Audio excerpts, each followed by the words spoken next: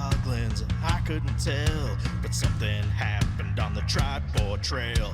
Giants and dragons are corrupting us all. If we don't get help, we will all go to hell. Did you hear the news out of Waybaco Cave? A big holder tried to make us their slaves. My players trying to control our brains. I just woke up and the village was razed. We need the Stronghold to protect us for the night. We need the Stronghold to help us with this fight. We need the Stronghold. We need the Stronghold to go searching through the game. We need the Stronghold. We need the Stronghold. It's been a week since we saw Dave. A mighty group of adventurers. They're average as hell, but they may be mad enough to get us through this spell. When they are together, they are the Stronghold. We are the Stronghold. We're here to show you the way. We are the Stronghold. We might just have to save the day. We're just a group of heroes, yeah. We're big and we're small. We may not be the best in town, but we answered the call. When we are together, we are the Stronghold. Get the fuck out. That was so sick. I'm going to have that stuck in my head continuously. Welcome back, everybody. We're on episode 97 something of Storm King's Thunder. The party just wrapped up some Tribor Fire Giants last week. Oh no, we were just all roleplay. That was my first all roleplay session. It was last session in Tribor. That was a big move. This week I want to just give a couple shout outs to things that are going on. Post this session at 7 p.m. Eastern time. Lord Gazumba's holding a kind of a Q&A and discussing the Feast of Fiends St. Jude's Children's Research Hospital charity. Last year they raised over something like $25,000 for St. Jude's. There's like over 10 streamers that do about the first through the fourth 4 days, 96 hours of straight streaming, and we're taking the February 4th block at our normal time next week. We'll go for 5 hours. Pete's going to be the DM. He's going to crush that. And we'll drop the link for the Tiltify, I believe, somewhere in there. Yep, there's the link. If you just copy and pasta that into Safari, and then Safari can drop you somewhere into the abyss. And then hopefully you can try to donate to that. Other than this, we reached epic level stream as we have our own D20 being built and as a mold with a Stronghold Starfort on it. Our friend Gabby from Maze Designs. And she's running a grid sale also right now where she's you can get these tickets, and she comes live and she'll pass off some of her big chunky. They're beautiful. They've got like flowers and stuff like that inside of them. There's sometimes with like little juices in there. I'm getting some real blue paladin-y ones myself. We continually support 988, which is a mental health suicide awareness hotline where you can get a hold of folks anonymously. You can text or call. You don't have to mention their names. You don't even have to be on the brink. If you're feeling that way, you're feeling blue and lonely, you can reach out to these folks, and they have specialized counselors for just about anything that you can ask for. So 988 is always one of the things that we got going. Also, huge shout out, that voice on there was Skylar's voice in that song, and by the third time you listen to it, you're gonna be singing it in the shower like all day.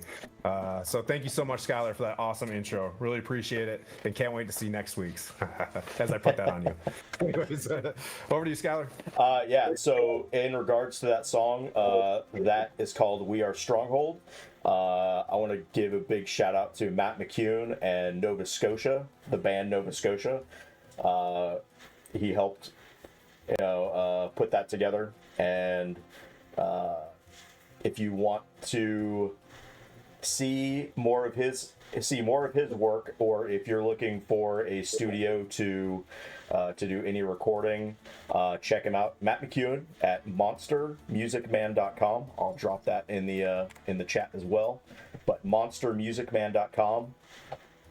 And he's great to work with, super fun, and makes the process very easy as well. So that's all I've got. I'm gonna try to pop that song on Spotify. I gotta learn how to Spotify things. So, We do need a Spotify channel. So someone was saying we need to can you do video streams on Spotify, or is it just podcasts? I think it's just podcasts. Maybe that's our next venture. You know Yeah, what I all you mean? have to do is just port the audio over and then True. something. But True. that is beeps and squeaks, which is unfortunately in Skylar's purview. So congratulations, Skylar. We're all slowly beeps and squeaksing as we run through this. We're missing a couple folks today, to include Miran, who is out defending the world in Gila Bend. And if you know, you know. And Poison is out in New England, just being strangled by wires and Wi-Fi and things like that, as does happen. The big bad guy ends up being Xfinity or AT&T or something like that in the end. So we'll see him maybe next week or the week after, depending on what develops today. But I'll be a good Gwen for Poison today, I promise. That being said, let's roll some dice. You've got to heal everybody and keep everybody alive. Sure. Channel your inner Gwen. Why would I not He do heals that? me. He heals me. That's what he does. He's really good at it. Yeah. Let's roll some dice and see. Let's roll Higher low. let you know when I look at you guys' reactions. We'll go high today. Oh no. 19. Oh, except for you, Aaron. Yeah, because it's been a minute.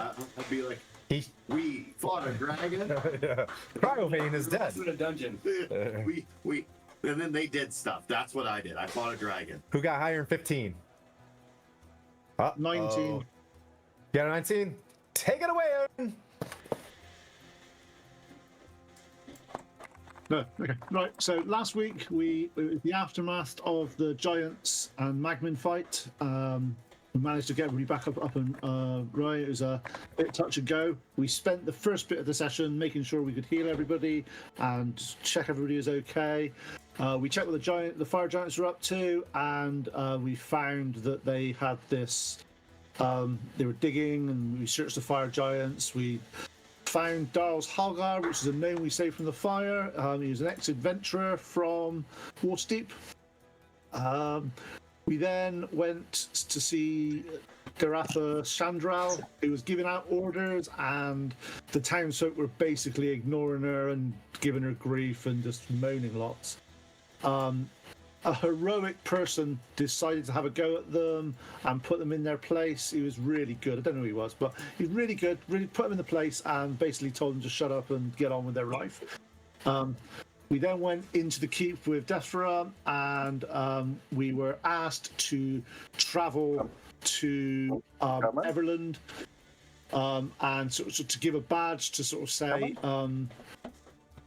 so we could sort of help out, and so they can get the militia here. They reckon it'll take about 2 days to order the militia. She said something that I think we just totally ignored about the white wheel may refit us or something, and we didn't even go to the white wheel. We just blatantly ignored that plot line. We then we went then to the 6th window. The troll had took some serious damage, so we were trying to find somewhere else to stay. I went for a few different places, and we found a really nice place. It's called the Ever Wyvern House, and we decided not to mention that to Blandina because she would never leave there because it's a bit too posh. So we left that one. We then met a person called Bryce. Yeah, we met a person, Bryce, with Sanya. They did a lot of talking and sort of finding out a few things, lots of sneaking around, and they found about Bryce is in the Arcane Brotherhood. We found a rod of Vonindod on the Giant, which is a massive sort of 12, 14-foot piece of Mordite that is able to locate objects a number of times a day. We also found a white little dwarf made of scrimshaw from the Knucklehead area of 10 Towns, if anybody knows what that is. And it was looks like it was carved by Regis, and it's to it depicts Brunner Battlehammer, so that is now Puent's most prized possession. He's never letting that go, so that's done. We then met a lady being dragged by 3 mastiffs, and we basically, she runs the North Shield house. We went and stayed there. She has a friend called Harthos Zothmin in Zothman Hall, saying he's a giant slayer. We should go there and get some help. We talked to Geldron regarding the Mordite ring. We got a tube from him with a note in about a recommendation to sort of give to the king and queen of Citadel Felbar. We then got a wagon. We got some horses. We deliver some harnesses. We're getting paid for that. We then said that there's the Magathors are a big family from Waterdeep, and there is a carriage in Everlund that may have magical items and stuff, and she's going to tell us where they are. We then, Doras wants us to go to Zenithar Keep, south to Long Saddle, and wanted to also, apparently there's somebody they want to kill, somebody that we got a fight called Weevil, it's worth 5,000 gold, wanted dead or alive. We then had a conversation about Zenithar Keep. We then checked in with Gelran before we gone. We then had a big discussion of how we're going. We received a map from the people up north that had lots of little crosses on that we knew where to go. With that map, based on that map and where we are going, we used the Farun version of Google Maps to plot our journey going forwards, and decided that we're going to go east to Yartar, through there, then go drop south to deliver the saddles, and then curl up round north through a couple of the giant relic sites. Not that we have any idea what we're looking for on these relic sites, we just got across, go here. So, hey, there you go, that's the recap. I can't believe you took that many notes. That's a strong inspiration right there. That was really good. That was fantastic. Yep. So there's a party inspiration floating around for the day that you guys never use, that I highly recommend.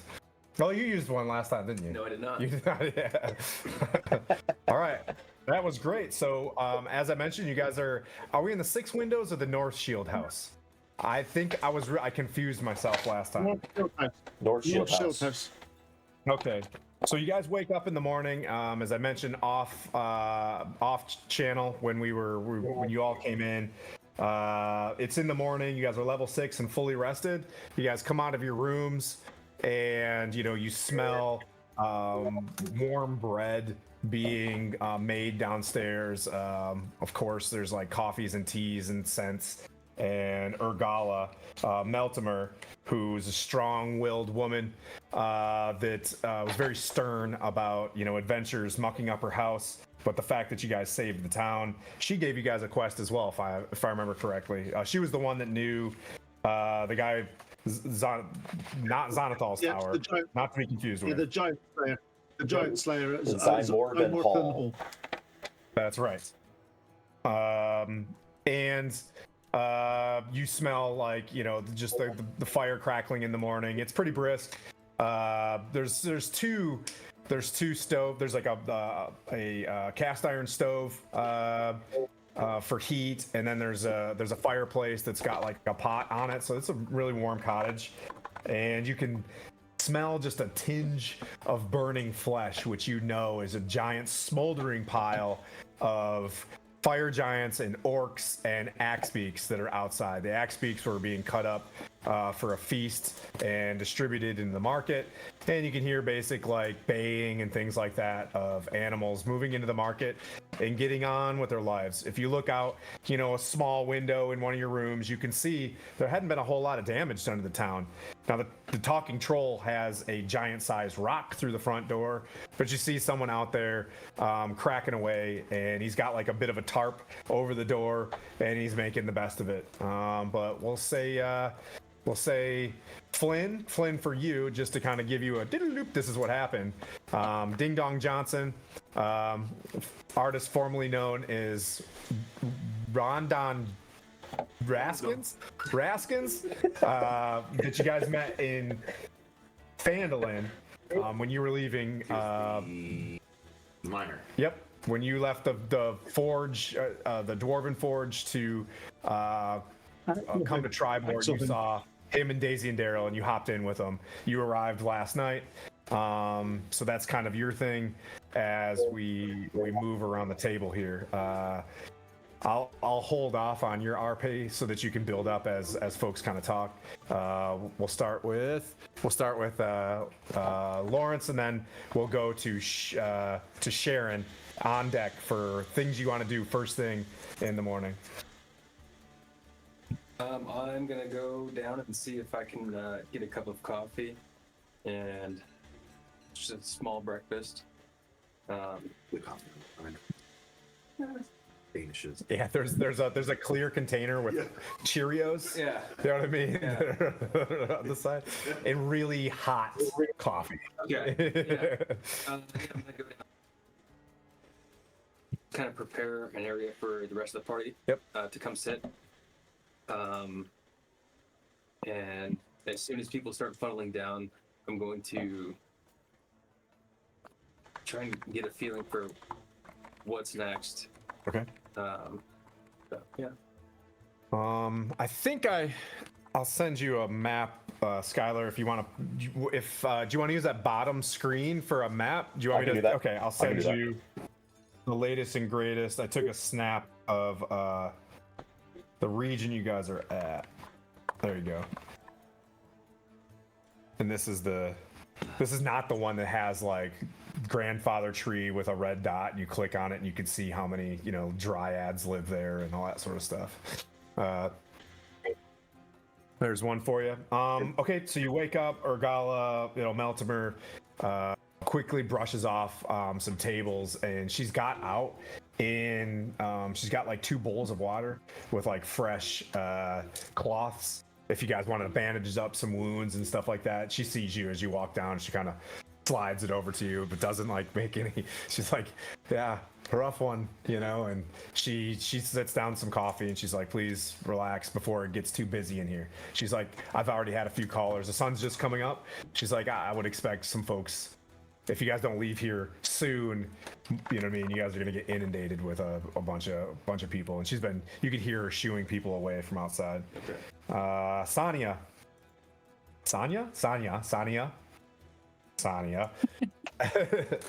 comes, you come downstairs, you see a ranger just sitting down, scooching in his chair as well. I'll join them at the table for some coffee and some breakfast. Try and get to know people a little bit better. Obviously, I didn't have much interaction with Kotal because we were opposite ends of the town, so I'll introduce myself and say I'll be joining you, and I'll look forward to our adventures together. He nods. I watched. One of those silent guys. Yeah. You know, typical half orc. You know, just kind of nods and. Big softly. Big thing. Urgala asks you, you know, she's like, do you need anything special? She's like, tea. You said coffee, and she, you know, drops a thick porcelain mugs next to you, and there's like, she lays down like a, you know, circular loaf of bread for you guys just to like rip open. You know, I feel like that's kind of tight. And then there's various like bacon sitting out as well. There you go. Let's see. We'll go to Puent. Grumpy wakes up. Do you want to turn your spirit guardians on now? If you let me keep them on all day, I'll turn them on. If you let me keep them on all day, I'll turn them on now. Sure, I will. Go for it. Yeah. We'll see. I come down. I sort of, as I come down, one of my pauldrons is now a little bit more shiny, a little bit more sort of geared up. I've sorted out really nearly one arm of my armor, so that's been sorted out last night. I sit down, look over at Kotor and Sanya, and sort of get a mug of coffee, drink it down, and realise that this lady is sort of shooing people away. And I sort of go, do you know, if you be a bit more blunter, I know it can be a bit tricky, they stop bothering you after a while. I can do that, but I tend to run out of business. You know, she's like scraping. She's like, and she has this fake smile. She's like, you can tell she's a bit ornery too. Yeah. People just don't seem to want to do things themselves these days. They always want to give it to somebody else. Oh, she grabs you a big thing of bacon and just sets it down. Yeah. She's like, I like you. If you need any help, let me know, but we'll get out of your hair as soon as we can. I can manage.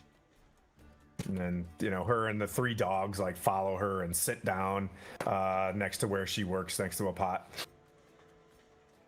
I'll dig into my bacon and enjoy the baconness. All right, we'll go the sorcerer and then Blandina. Heineken, you're up next. You start hearing a clamor. You smell the bacon. You're like Scooby-Doo, or you start flying with the smells of bacon. Which I'm making myself really hungry right now. I shouldn't tell you what I just crushed then. So Whatever you decide. It's just milk bullets. So yeah, I'm gonna go downstairs, make myself food, and then I'm gonna go outside, talk to my animal friends, and share. Okay. You know. Animals are way less feral than you've noticed. They've been very skittish because of the Drakhorn, but things seem. We wake up today, there's a calm, like you slept really well. You weren't, woken up in the middle of the night. You got used to the vibrations and things like that, but it seemed to have stopped. And as you go outside, you see people standing around the job board as, people are tacking up, the newest Baldur's Gate Gazette or whatever the hell just popped up. You know what I mean? Like, I'm sure there's a canon term for whatever newspapers out there, the Waterdavian Times, or whatever. So they're. We still haven't hit Craigslist yet or Facebook yard sales. Yeah. There is no social media in Faerun just yet. Yeah. So my intention as I go outside and to commune with the small beasts of the land, if you will, make my offerings of food to the random birds. Not going to use the staff just yet. Still feel a little guilty about the gooses. Yeah. That did happen. Yeah, sorry about that. But yeah, my intention is try and gather as much, kind of intel as I can from, see what's going on. Yep. There's just a small chickadee that's cracking away at an acorn next to you, and you get the sense that it's like calmer. It's not really interacting or saying hi or anything like that, but you get the sense that it's talking to other birds and saying it's safe. It's safe now, and come out. That's kind of what you hear. Not necessarily what I would say. The juxtaposition of this is it's not necessarily the giants. You're getting the feeling, and you all are, that the dragon crisis is calming. Not to say that in the back of your mind, maybe the dragons are going to have to come back now. You know what I mean? So there's going to be, although you hear people going back and forth about how it's still unstable. All those good armies that went down there were a significant amount of bad armies that came from the north, and those armies are going to have to come back as well. But for right now, there's a relative, peace. Okay, I'm satisfied. Lots of seems like spouses outside the job board as well. You do pick up that much like Starship Troopers, they're waiting for lists of names to come out. And then Blandina. So I stayed up late with Bryce, poring over the books and learning as much, helping him record as much information about the Giants as as we could, and learning. Yep. Copying his book, he could copy my book. So I'm probably going to sleep in a little bit and walk down probably close to the end of breakfast. Okay. But in the meantime, while I was sleeping, I got a rude, what I'm calling a rude message from Bork over the sending stone. It's just like,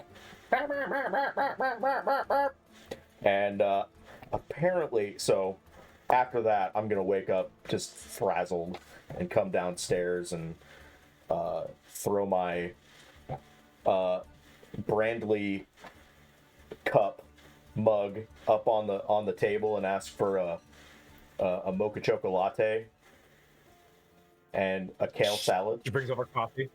Yeah, she brings over coffee, and she has like 2 carrots. You know what I mean? And like sits down and kind of looks at Puent, and You don't have kale salad? oh, this is the best kale salad that you'll see on this side of the what is it, that the Everlund house? And it's 2 carrots. Yeah. Whatever. Take up my giant ass mug and 2 carrots and go sit next to Puent, and I go, we got a message from Wait a Bork. minute. Are you describing a Stanley? Yep, he just Yep. did. Oh gosh. Who is Stanley in this round? Yeah, okay. Stanley, it's Brandon. No It's one's Brandley. It's a Brandley. Okay. I got it. Okay. Sit down next to Puent, and I just, we got a message from Bork. Apparently they Yeah. well, I'll just read it to you. Raven's Rock is clear. We found giant artifacts. Sir Tim doesn't have lycanthropy anymore. Wait. Tim had lycanthropy? This is No, weird. and I turned to Blandine and go, you've got more in common than you think. Irony. That's weird. Ugh. And they're in Mirabar. Where's Mirabar? Well, Mirabar's the opposite way to where we're going. They're north about about 10 days. Oh. Well, that's what we got. Either it's a couple days or a 10-day. Yeah, you know what I mean? You're in favor. It's gonna be a 10-day. I Does don't it look sound great. I don't look my normal self. So I'm just going to have to press the digitation and make myself look pretty. I go, Blandina, if you had some bacon, it'd make you feel better. What is this bacon you talk of? You see Look, strips of like dripping, greasy, like, long pieces of meat with fat on the sides. Looks just delicious. I scoot But down. to you, maybe not. I scoot down to the other side of the other side of the bench. I'm like, no, I'm okay. And I'll You just don't know what Urkala you're does missing, come up, and she does give you some greens, and she's like, "Thank you so much for what you've done in the town." And then she grabs a piece of bacon and like looks at you and eats the bacon. I just pick I pick up the kale and I go, It's a stare off. So, you guys are sitting around the table. What's it gonna be? I'll Well. turn to Blandina and Heineken. Actually, is Flynn there with us now? Or is he? Yeah. Oh, Flynn. Yes, Flynn. I'm sorry, I didn't get back to. You've been waiting. Yep. You come down. Old Flynn. Creaks down the stairs. The hero of Cryovane. So am I coming in on As he's the walking You're towards already us, there. You stayed. Ding Dong Johnson. He's outside, tending to the animals, and you hear them, but you're just kind of the last awake. You had a long trip yesterday.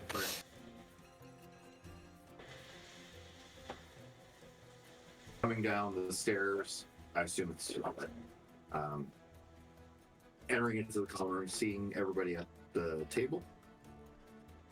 I'm like, holy shit balls, guys! This fucking cittern is sweet. Oh, yeah, that's right. You got a magic cittern. That's right. Can't wait to use it. Are you guys? I kind of sit down. I go, all right, guys. Hold. And I start playing a couple of notes to demonstrate the cittern's power. I will then levitate the table that they are sitting at. Ooh. The dogs, the 3 mastiffs are like, oh! And she's like, you hear Urgala, I said, no funny business here, sir. You have met Urgala. She's kind of spicy. Well, are you continue playing? To charm myself. Okay. Commence charming Urgala Meltimer, who has a stat sheet. Interestingly enough, I do believe. I'll turn to Blandino when he's doing this and go, do you think he's at like a gig somewhere? Look at that. There she is, Urgala.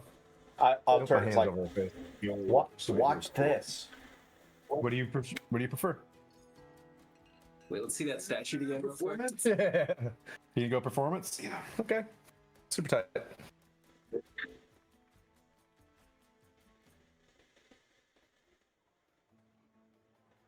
Oh, wow.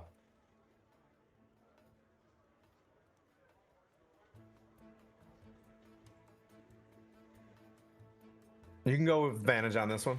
That's fine. Are you casting a spell? Oh, you don't need to roll advantage. You're good. Yeah, 24. Are you casting a spell, or are you? I'm casting a spell. I was casting a spell through my cittern to cause the table to levitate, and then as I continue playing, I'm just trying to, with that song, charm or persuade. Okay. The innkeep. All right. And the dogs sit down, and she's like, you can see her just kind of like, oh, I could get into this. We are the Stronghold. She's just like, this is really catchy. Love this. I get this. Oh, okay. And you could see her. You see her grab like a little one of those little glasses of port. You see her just kind of off to the side, like take a sip, and she probably doesn't let her hair down that much. But yeah, she takes a sip. Yeah. She's just, she's a little uptight. Sure. I like about you. But yeah, you guys see him start playing this thing. The table elevates. You see the 3 dogs start barking. Urgala starts yelling at him. She's like, no, I'm actually kind of into this, which lets you guys know that this thing does have the power of rock. Yeah, the power of rock. Yeah. It's got to be pretty good because most people tell Flynn to shut up. Yeah, it's more so on the lines of a very medieval version of every rose has its thorn by poison. Okay. Every cowboy. Okay. Hey, you hear Bard Don Man. John Ding Dong Johnson walk in, singing Poison as well. Could you play something like What an Elf Wants? Yeah. What an elf wants. Yeah. Flynn, I have a question for you. Where have you been for the past 3 or 4 days? You been playing a gig somewhere? Yeah. Down in Stronghold, just defending the needy. Just trying to take care of those folks because you guys clearly had something else to do. Did you give them an Irish goodbye before you left? That was the 4th wall. In case you guys didn't know. But yeah, just was trying to take care of them, trying to get them set back up since we were able to defeat Cryovane. So just trying to get my stuff straight. Well, I can't wait to get up to Aspire Peak.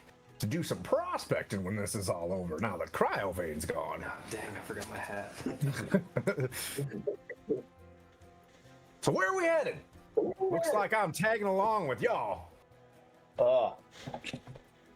Well, it's your cart, so of course you've got to control it. Oh, it's our cart. Daisy and Daryl, they seem to be really familiar with y'all. What are we gonna do with that gigantic ring you guys had there? Some shiny. And I checked it. And it's not silver.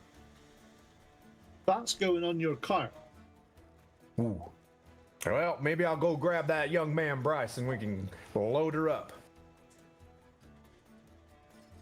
Yep, that's what's got to come with us because, to be honest, wherever the giants came after this, if we leave it in the town, they're just going to go after it again. So we need to get it somewhere safe, and the only place we can think of really get it safe at Citadel Felbar with the dwarfs. Bergala Meltimer's in the corner, drinking this shot of port. She's like, wow, that's cool. You guys, she's still kind of charmed. She's like, cool, you guys have a death magnet here in town. That's super cool. Awesome. Maybe you should leave soon. Yeah, we're going to leave, and we're going by Yartar.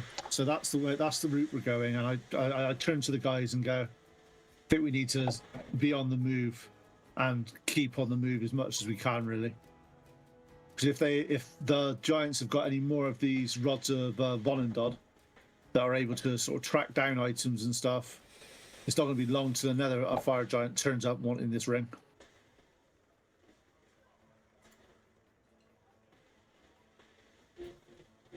I was today years old when I realized all the NPCs that I was making up are in the back of the book. Pete, just... They're all right here this whole time. Every character, I was like Googling pictures of them and stuff. Stupid. Well, that's what Debusa Shane looks like. Okay. Does it have Long Dong Johnson in there? No, that was Fandlin, but there is a picture of him. Yeah. It's like Will. So it's up to you guys. Talk amongst yourselves. There he is. Give me a. So, Flynn, Kotal, do you have any ideas, or should we just get out of here as soon as we can? Do you have any merch left over from your couple of gigs? What gigs? We should just play some gigs to raise funds for the AA.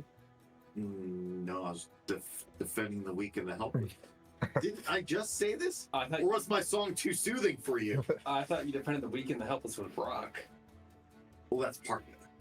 Yeah. Or Baroque and roll. Yeah, Whatever's broken. What? Oh, Dude, inspiration. Steel. You get an inspiration for that one. That's a dad joke. That's pretty tight. Steel and string. okay.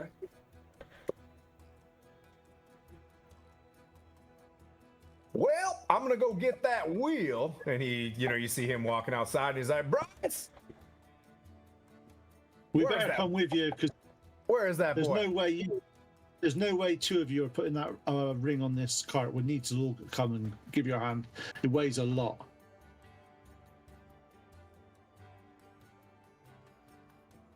And to be honest, unless any of my companions have a better idea, we need to get this ring out of this Tribor as soon as we can. If you step I agree. outside, you can see that, as I look to her name, Doratha Shendrell is outside with the wheel, right? And there's like 3 guards next to it. They're like ready to go. And you see Doratha, she's in front of the sign, the town like job board, trying to you can see her trying to calm people down. There's a bunch of old men, old ladies, and spouses without their spouse standing around this thing, and they looked really perplexed.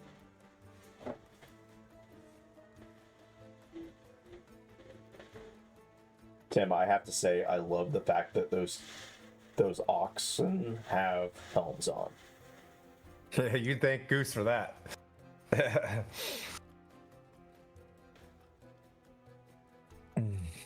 So It's like our oldest minis we have.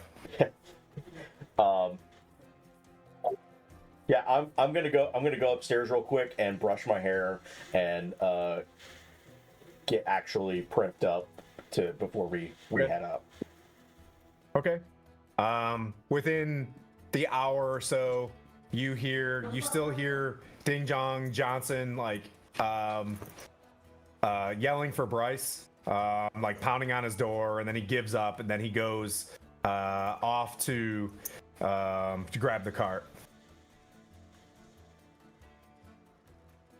So Bryce's door is closed. Yeah. it's not anymore. Oh, you opened it? It will be open. I'll go down. Sanya, any chance of opening this door? Yeah, but okay. He needs to get up, get out, and get on with this thing because he can't just sleep in. Was he some teenager? Yeah, I would say that's what he is. He Yeah, was. he needs to wake up, is. get on with life. Like, listen, we were up late last night. Let me see. I'll cast Mage Hand just in case he's cast some sort of trap on the door and open the door. As you say that, I go. Oh, you were with him last. I didn't realize, Blandina. Sorry. Oh, and I'll sit down, and I'll sort of go. Come on. It wasn't like that. Went.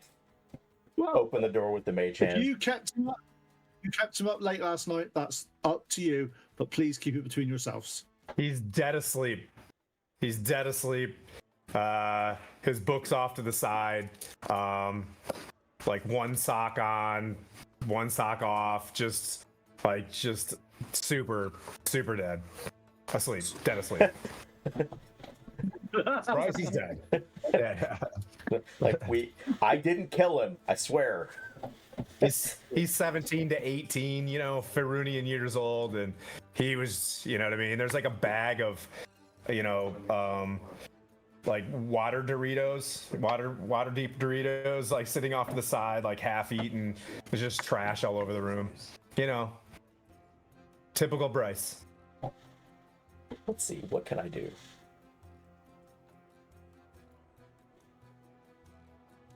I'll just cast minor illusion, and it's gonna be the sound of a professor yelling in his ear.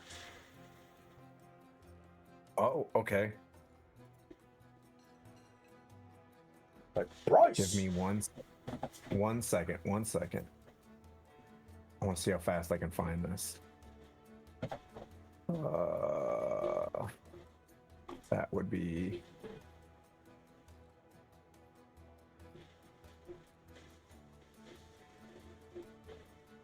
Sources.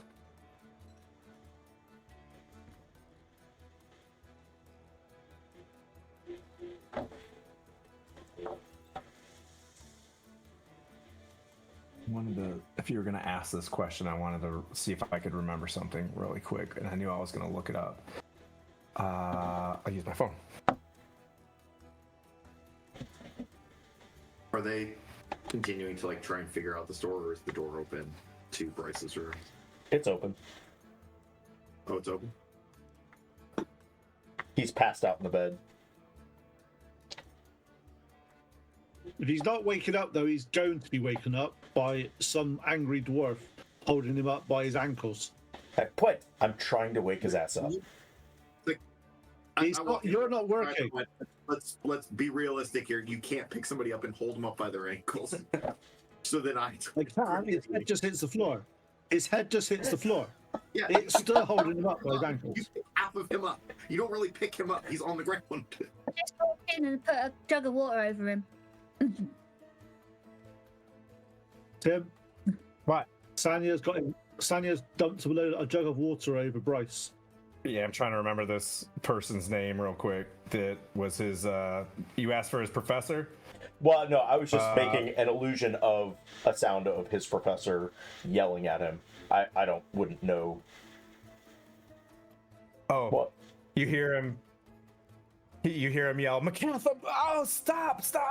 And he gets up. And he's like, "Oh!" And he sees you guys, and he covers himself up with his comforter.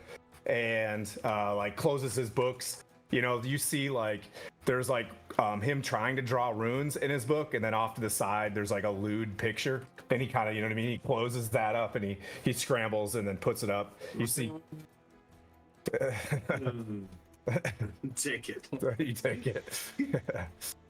Okay. Yep. Did you take it? Yeah. Okay. Yep. You see, it's just a picture of a female tiefling in red robes. I already have this issue, so. He's like, give that. He's like, please give that back.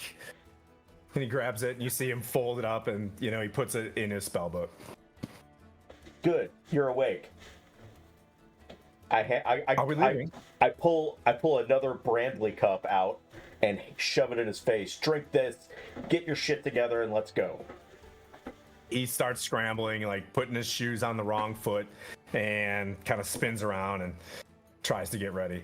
Tries to do prestidigitation, and you can tell he's doing it wrong, you know, and it's just making things worse. I look at Quint and I go, see, I'm useful. And I walk out. But Sanya woke him up. You did. No, I cast Minor Illusion. Tim was just stalling to find a name. Yeah, stalling.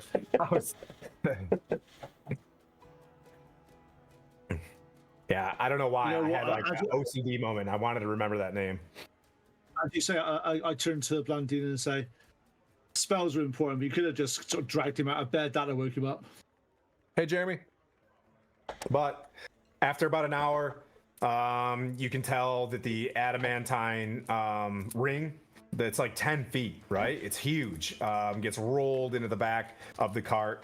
And Bryce kind of sits in the corner of one. He's a little cold. He's taking his, his cloak and puts it over his shoulders, puts his head down, and you can tell like he's in, puts his earbuds in and just, kind of hangs out in the back. You for today. Gah.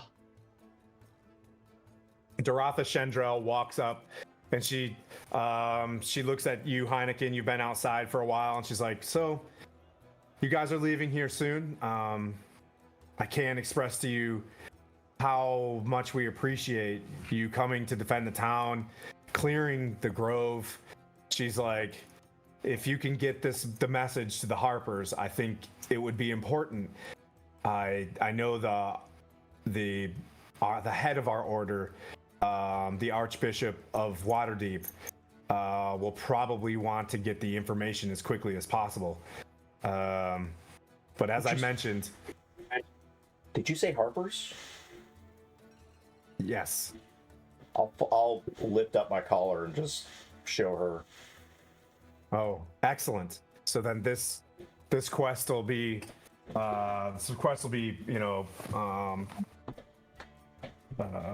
important to you as well, for the Harpers. And she reiterates that the fact that fire giants rolling this far south is very rare, and she hasn't seen them this far from the Ice Spires, not to be confused with Ice Spire Peak, in quite a long time. But the order needs to know and figure out what's going on. And she's like, if you can get that, and she's like, I can't read any of those, runes that are on this thing. You could probably find someone there that could at least help to figure out what is going on with this thing. And I don't know, finding out what the next step is. As Blandine is talking to Doratha, I sort of go, we're going in the opposite direction of Waterdeep, though. We're going east. If you contact the Harpers there in, what did I say, it was Everlund? Everlund, yeah. Everlund. And she mentions, and I'll visit Danavor's house in Everland and give the badge of the Tribors to her. Give the badge to Dral Thaliv, the one-eyed half-orc proprietor. And they'll get you in touch with the Harpers there. You got it. Okay.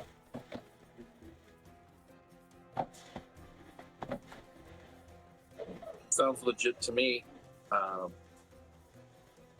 Heineken is going to kind of step back as Blandina pushes her way forward with this, and he'll do what a good watcher does and just watch.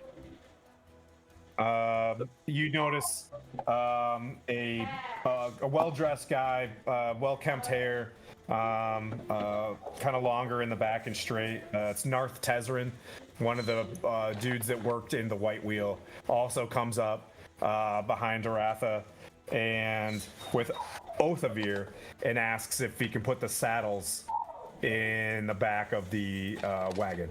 Like you see them grabbing these the 5 saddles. And mentions going to Nonar's hold, and they start loading up the saddles. And Narth is just like, "Do you guys? Is there anything else that you need from the White Wheel? We're open." Unfortunately, my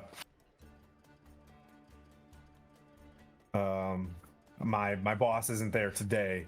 She's grieving the loss of her ex-husband. Well, what have you got? We've got little gold, but if there's anything that may be useful, I'm sure one of us could find something. We've got everything that you can think of. We don't have anything, magical here. Maybe if you go to Everlund or Yartar, there are better establishments. Yartar, we know that there is a White Wheel there that does sell some magical items. And looks over at your party and armor and shields and things like that. We have basic, adventuring gear here. Just a bit of a note, because I didn't write it down, so just a question for you. This Narth Dedrin that we were putting the 5 saddles, what was he paying us? He paid you up front. That's a good question. There's a lot of notes in Tribor. Stand by, everybody. 100 gold pieces.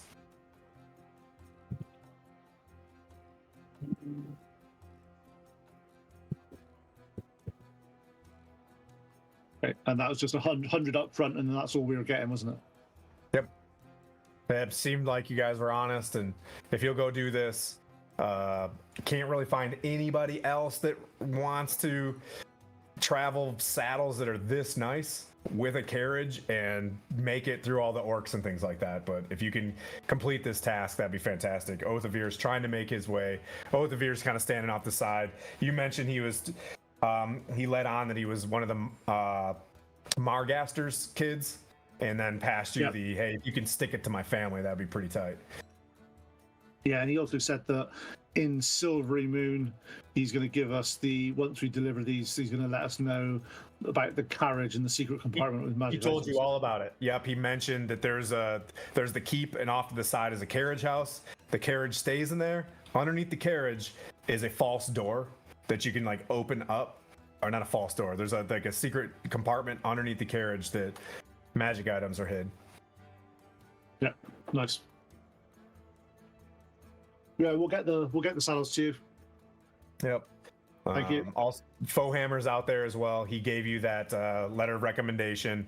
They're all just kind of standing out, getting ready to give you, wave you guys off. But I'll show Fohammer my new pauldron and arm, sort of that. Okay, so you're slowly building your plate.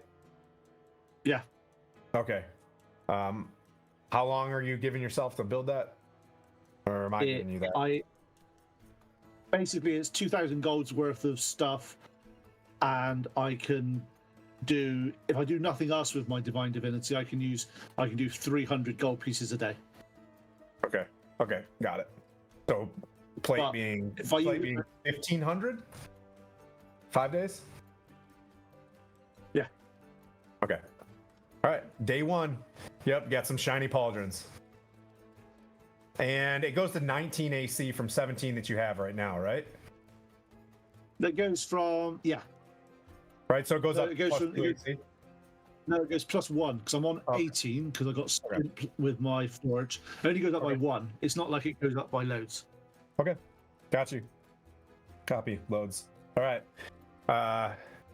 Then you guys are moving out. You guys moving out? Heading east? East? East. East to Yardbar. Yeah. I'm from. Yeah.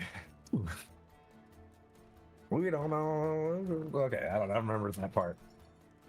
East. Okay. So you guys preparing to leave? You're putting Tribor behind you? Is this the plan? Yeah. All right. They let you Yep. know Yartar. This is a well-kept road, and Yartar. If you book it this early, if you leave, you'll make it by tonight. Like Yartar is not that far away. Obviously, traveling at night would not be wise.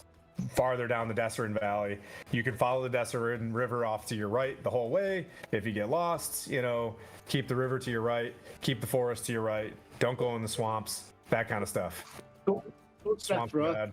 And so, do you know any of the people that run Yaratar? So we need somewhere secure to put this ring and stuff. Is there anyone you recommend or anyone you have? To be honest with you, and she kind of whispers, she's like, if you want, I can give you something to put over that. Because Yartar, as much as the White Wheel being here, it's a little bit more heavily run by a few unseedy organizations. There's some thieves guilds there, and there's a fortress that you have to go through to even. There's like a keep on this bank side of the Desserin River that's for customs, and if you're going to bring this wagon to them, it's going to get searched. They do a very good job of taxing goods to get through Desserin. It reminds me, she says, she kind of looks around, she's like, it reminds me of Baldur's Gate, as if you come from the south of Baldur's Gate to try to move. They take your horses, they do all the things. Now you can move the oxen through, but the customs on this side are pretty tough. Is there any exemptions to the customs, i.e. gifts or stuff like that we could get this? She's like, I'm gonna be perfectly honest with you, the only gift that they would have is taking you for everything you're worth to try to get that through there. She's like, the new water baron is Nestral Ruthiel. Ruthiel is pretty ruthless. Obviously becoming the water baron of that city is not easy. She grew up as the head of the Hands of Yartar. It's an all-female group of thieves. And then, of course, you've got, she kind of looks around, and then competing against them is the Kraken Society, who they run gambling up and down the river from Desserin to Waterdeep, and it's just whoever is the highest thief tends to be the water baron. And I would say that the guards there are noble to the money. They're not, evil, but they're definitely bought by. Think of one of these towns like the Patsy's, or think of Veneto or the Firenze. Like this family's running this place, and it's just it could turn over. What was the Water Baron's name again? Nestra Ruthiel. Like I said, one day travel up the Evermore Way. Then you'll reach the Shield Tower, which is a keep that you can't go around. It's a walled city. To the south is the forest. To the north is the Evermore Way. Now you can get through there, but you need to be prepared to pay a tax to get this through, or else. I get that, but we don't know what this is worth. This is one of those items that, until it's sorted out, but what would they value it at? I couldn't tell you. The only person that I know that that's of value that I can use to influence Nestra is on the other side of Yartar at the Calling Horns. It's just a small inn that's on the that stands between Jundar Pass and the Evermore Way, which you will take if you're heading. Does she know where you're going? You're just going to Evermore. Yes. Is all she knows. Yeah, Jundar Pass heads into the High Forest. That's where Calling Horns is there. It's just a place where maybe hunters or stuff like that go. It's just a halfway. I almost said a halfway house, but a just kind of a pit stop. I'm just obviously you knew which way we were going. Well, I can't. other way- I can. There's no I Harper get that. influence there. If you're a Zentarum, No, I if get you want to that. go, yeah. I get that. I'm just trying to figure out is if we don't want this to get taken off us because then that will cause problems for people. Is there any way that we can get east and not go through Yarta? I don't think so. Even the river goes through it. It's designed to be in a spot that's a choke point. She's like, I don't think there's gonna be a problem. She's like, we don't have Harper influence, and if you talk to Kent and the Zentarum, it's like they're not very powerful there either. There is Zentarum, but the Hand of Yartar is probably, if you can find a way to get to them and influence them, maybe that's how you get through. But if you can get to the Hand of Yartar to get you through, even if you go through, which I can imagine you do, she's like, I just wouldn't stay long. I wouldn't stay there overnight because they're gonna get to it. The more the word gets out, you know how this goes. But I can't really help you. Well, okay. Oh, no, that's not about helping. I'm just trying to. Thanks for letting us know, but it's just obviously just trying to figure out. I wasn't expecting you to to drag this thing, but I appreciate you dragging it out of here. But Well, I mean, it needs to go to Citadel Felbar. It's got to go there. it sounds like an adventure. And she taps your back. You know what I mean? Yeah. Looks at you guys. Okay. How big and heavy is this ring? Yeah. How to describe it? It's big and heavy. It's very big. And very heavy. I don't know. What do we weigh things in? Rock, shield, 8 dwarves. cubits wide. Yeah. Laven. 4 stones. Laven bread, many stones. Bone and fragment. 1,000 pounds. It's 2 inches thick, bent, broken band of 2-inch thick adamantine, roughly 11 feet long, and weighing 1,000 pounds in a C shape. It's not necessarily a circle, but we're gonna make that like that. The way it is on the art down there. It's just a big hulking thing, and it's got runes that you don't understand on it. Well, give us something to put over it. It'll help. But yeah, we're just gonna have to see what they say. Hey, Quint, everybody's told me about the strength of dwarves. Can you pick this thing up by yourself and carry it? No, I can't. Yeah, they got it in the wagon. So 2 ox. With Miran's help, with his wonderful gauntlets of ogre strength and other people, it was. Thanks for the raid, Otter.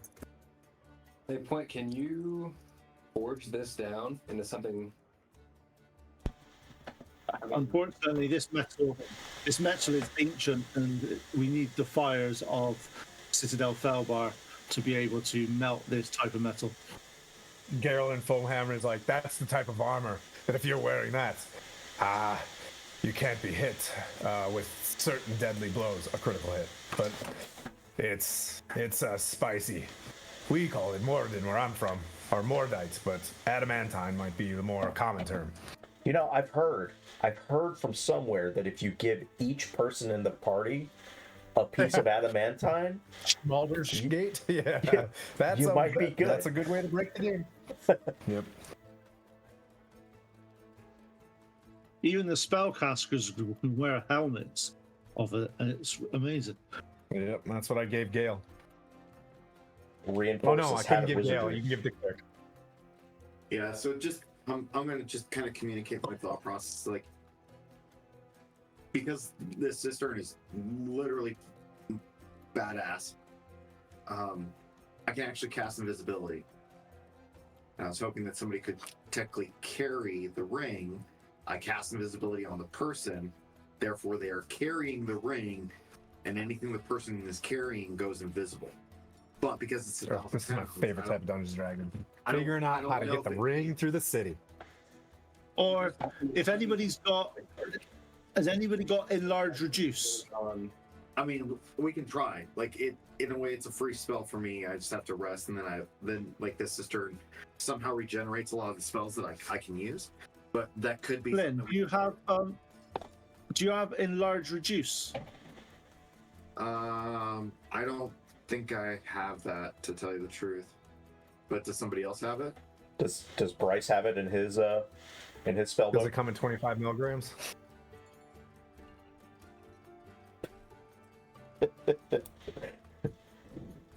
Bryce. Because if we can do that, it basically because it goes down to half the size, half the weight, it goes down basically quarterized, so it goes to 250 pounds, which then Mirren can actually carry.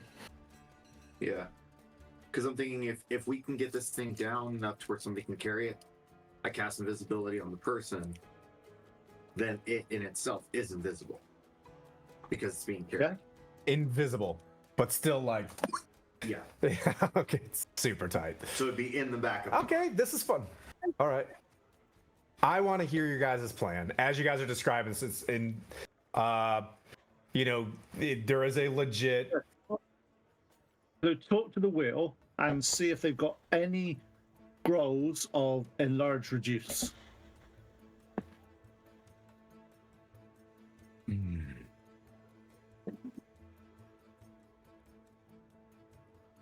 That's expansive. Let me see here.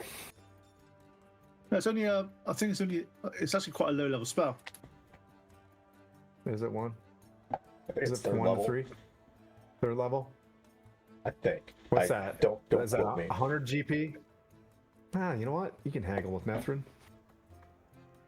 Because enlarge reduce is only a second level spell. Second level. Yeah. Yeah. No, but he can. He lets you know that there is no white wheel in Yartar. He lets you know, but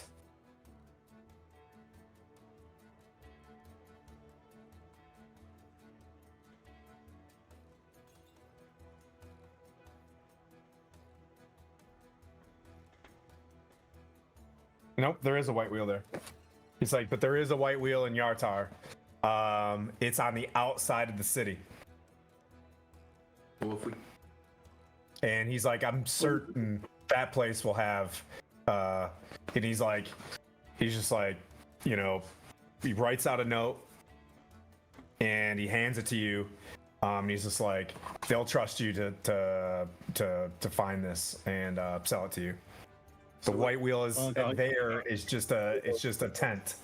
They're trying to set up, but I know that they've got good stuff because they're trying to get established on the inside of the city. so I turn to Blandina and go, hopefully it's a spell that you or Flynn or someone can learn. Yes, I believe I can. And Just have to find. if we buy it, it would only I could just copy it into my book, and then, ta-da! yeah, it'd be a little bit harder for me to try to do it just because there's certain things that I can do by, gently strumming my citern. But I think it'd be better in Blandina's hands. But Do you think it's a fact that they would never trust a bard with enlarge reduce spell because they know what would happen? Yeah, they would. How much? Well, Anyway, we can get moving on. there and figure it out. What I was thinking is that what are you buying? So if we turn this thing, if we are able to scale this thing down, turn invisible, put it on a person, and turn them invisible, excuse me, then, and we move in, like, there's risk to that, because I can only maintain concentration on it for an hour. So at some point in time through the city, everybody will be able to see it. And then, but what else are we buying with that? Like, if we just move up there, like, pay the fee, like, or are they going to try to, you know, claim this as their own? Which, if they do, based off of your conversations earlier, because it seems like the giants are attracted to this thing. They're tracking it. Yeah. Could we just load the cart with a bunch of straw? Hide it? Like, no spells needed, just hide a bunch of straw. I'm surprised you guys didn't hear the wheels creaking on this thing when it was being rolled in. Pretty heavy. Unless we do the reduce thing and then cover it up. But I'm just trying to see what we're gaining by doing this and then measuring that. One question. The other one. I will say though, this cart is canon from the last campaign. This cart can move some meat. Like this thing, it's highly designed. It says on the side, just thinking, designed by Manu. Yeah. If we reduce this ring down, it's currently, what's the diameter of it at the moment? Is it 10? Is it 20 feet? It's 11 feet long. So 11 feet. It'll go in half. So it'll go down to 5.5 feet. That would probably fit in the flatbed part of the truck and just look like a bit of metal around the edges. So It won't look out of place. Are you convincing me or you? Us. You seem pretty convinced. Just kidding. I'm doing like that. All right. Let me know when you guys are ready to move and you guys have a plan. I'm just standing by. I'm looking. I'm poker faced. Seems like a pretty good plan. We need to do that. I think it needs to go in. But what we can do though is we can keep an eye on when we get to the entry point.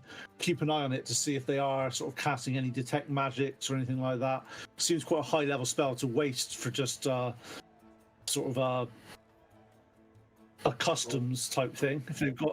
If they can cast those spells, they can earn more money. we have a ranger and a new person. Like, could they go forward and kind of scout the area out, see if they're doing anything, and then have them come back as we're at the shop? Sounds like a plan. Sneaking. All right.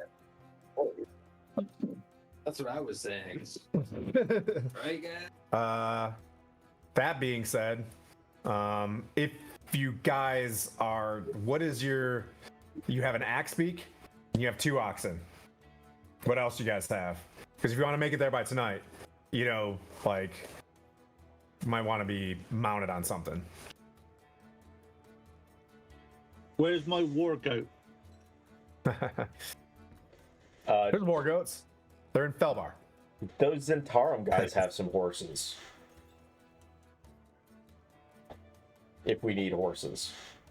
Otherwise, I know the cart can hold a Manu.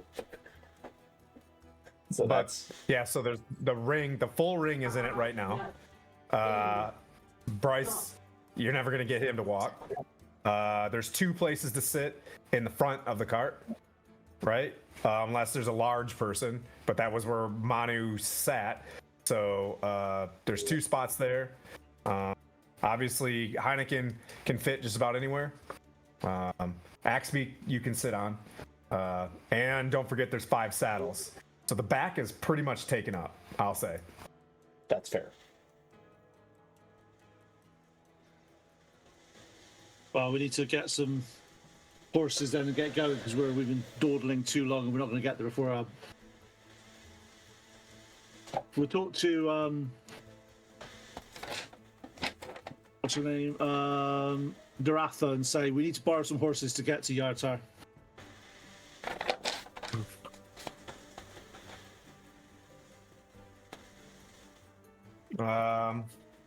You want to borrow horses? He's like, We ain't got borrow the money to buy them. How much are horses? I'm looking around. I'm looking. Yeah, almost there. There was like 2 spots to buy horses. The Zentarum had the good horses, and then there was another. Wainwright. I think it's Wainwright's Wagons. I think it was, but yes, there's a second spot. You're looking Triboard. at normal riding horses. They're 75 gold, give or take. DM fee. Okay. It costs as much as a healing potion? It's a horse, man. So you don't have to worry about Mirren because he can find Steed. You know what I mean? Like he's good to go. How many horses do you want, and where do you plan on going? There's 2 spots where you can get horses. I would rather not deal with the Zentrum if we had a choice. Was it Aldo and Only one Hingo? place we can go. The Happy Horse Ranch. Original. That sounds that- like a place outside of Las Vegas. So you It really does. Just outside Clark County? Yeah. It's definitely blacklisted. Yeah.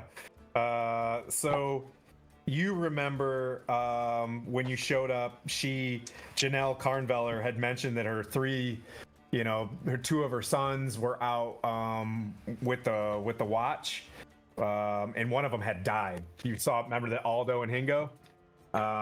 Do you know that one of her sons recently passed away? So you got that going for you. But there's Rasco is one of her sons, and Hindo is alive. Hingo. Yeah, we just need to go. We're going to see some prices for some riding horses, and we can get.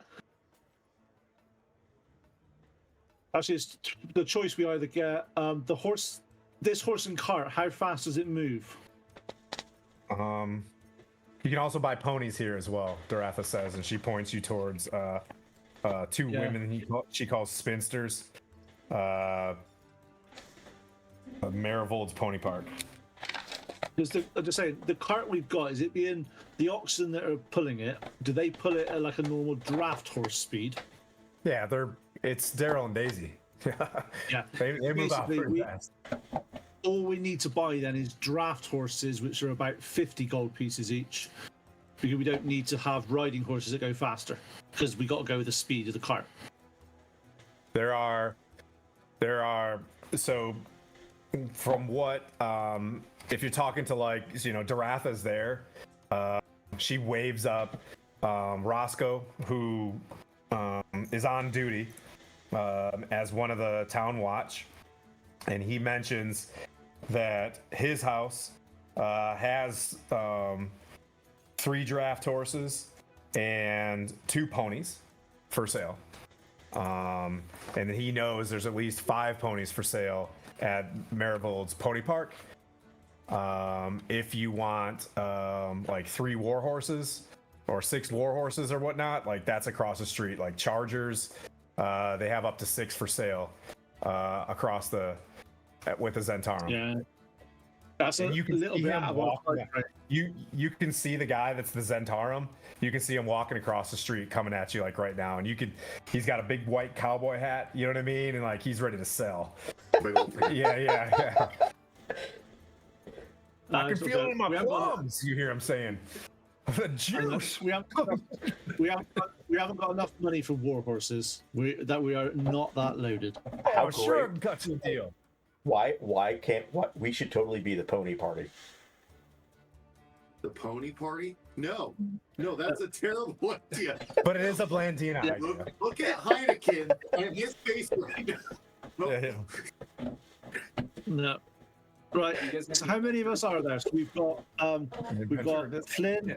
Yeah, everybody's got a We've discount. got Flynn, Koto, Puent, Sanya, Blandina, and Heineken. So we've got 6 people. Luckily, Heineken's tiny. So he can double up on a horse somewhere relatively easy. I got the axe beak. Hingo, Roscoe looks at you and says, Yeah, you got the before the Zentarum guy comes up, he looks at you, Puent, as it looks like you're kind of talking. He looks over at Quaddle as well, and he's like, my brother's not going to need his horse anymore. I can sell the 3 horses and a pony. I can go for 125 gold, but we'll need some of that money to make up for losing our brother and some of that pay. But 125 gold, I can give you the 3 horses and a pony. I want to keep one of those ponies to sell at full price. I turn to the group and say, "That's probably enough for all of us. We're probably fine." Yep. Well, You So- hear, oh, whoa! Hey, we got chargers over here. Hey, this interest rate is he takes off his hat. I'm 1%. succotash, and he turns around and leaves. Lowest interest rate you'll get. Yeah, Zentarum horses. Does he have a big red like Oh, he does handlebar now. mustache? Yep, sure does. Sure does. Is he only about yay tall?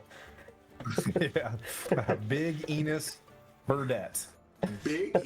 Not Little Enos, Big Enos Burdette. Isn't that Smokey and the Bandit? The one that gave them the quest to go deliver the beer? Big Enos. Yeah. Venus. Venus Burnett. You damn. Damn stick. All right. Anywho. So he walks up after about 30 more minutes. Probably gonna have to start booking it, but he brings up 3 horses and a pony, and you guys can distribute that where you want. Axbeak's good to go, and they're saddled. Not really good saddles, right? You know, there's some cracks in the leather and things like that, but if you go too hard in the paint on them, it'll rip or tear probably. But We do have the good saddles. you do have 5 perfect saddles, and Nethrin's like, I would appreciate if those arrived in mint condition. Okay, so we can take some animal fat that I'm storing for cooking and other, leather preservation stuff. Okay. And I'm gonna go up to all the saddles. I'm gonna have Flynn help me out. Yep. And we're gonna go up to the saddles and just. If you do that over short rests and things like that, I'll say that you can restore these things if that is your plan. As long as you heard what I said and you do, these saddles can be restored. As long as during your rests that's plugged into some of the time. Okay. Cool. Still in Tribor. Man, this is the longest run of just RP I've had in a long time. I'm on 5.5 hours. I'm gonna kill you. I must war. So, do you depart? Do you put Tribor behind you? Do you head east? All right. Come on. We're off. You We're hear out of here. Ding Dong Let's go. Johnson. We're out of here. Let's go. All right. Ding Dong Johnson starts muling at the oxen. Come on. And it becomes like this chant that he's singing, you know what I mean, along the way. And you hear the Daryl Daisy kind of chant, and you guys move out at a pretty decent clip. The day goes by pretty smoothly. You get the sense that with the Giants rolling in, that was probably enough of a party of baddies that would have flushed out any other goblins or humanoids that would have set a trap in between here and Yartar. And you get the sense also that this road is very well traveled. You see some folks going by you with goods that they're going to probably sell in Tribor the very next day. You get the sense of the goods are full going this way and empty, you know what I mean, heading out. As Yartar is probably a spot where, because of the Desserin River, goods come in there. Desserin River, I believe, goes all the way to Waterdeep from what I remember. It does, or it doesn't, or it connects to something else, but it gets down south. You guys travel pretty smoothly throughout the day. You guys take your short rests, and the road becomes more traversed. You see more people coming in and out. You start seeing a lot of more farmlands. I don't want to say subdivisions, but you see places where like a whole family will take a road, you know what I mean? It's like Smith Street, and more Smiths start living out there, and you feel a little bit more secure that you are finally returning to what appears to be a populous location. As you arrive, you do see a typical like like a trucker campground. You see a pretty large spot where outside large city walls, and I'll post a picture of Yartar here in a second, or a map for Skylar. But you do see that there's a fortress on this side of the bank, and it connects through weird, like you see these chains go into the river, across the river to the other side of the circular fortress of this place, where you get the sense right away that this is they know what they're doing here. This isn't some ramshackled business. And you see a flag of the Lord's Alliance. I think it's a red flag with a yellow crown on it with some shit in the center of it. Anyways, look it up. But it's the flag of the Lord's Alliance. To you guys, that's society. To you, you get like, you know what I mean? Like that's Walmart energy that you're seeing right there. That's but you haven't seen a Lord's Alliance flag since Waterdeep, right? Like this is another protectorate or a main place where a lord is here, which I gave your name, the Water Baron. But there is a campground off to your right, and you do know that that's where Nesserin told you that there's a white wheel inside that looks like a very structured campground. It's not kind of a mess. There's a street down the center of it. You know what I mean? And in the middle there seems to be a larger tent where there's probably someone there that needs a couple coins if you're gonna stay in this place. That makes sense? Yep, you guys cruise down the road. I'll describe to you things that you can do. There's all various ranches off to your left. To the right is this larger campground.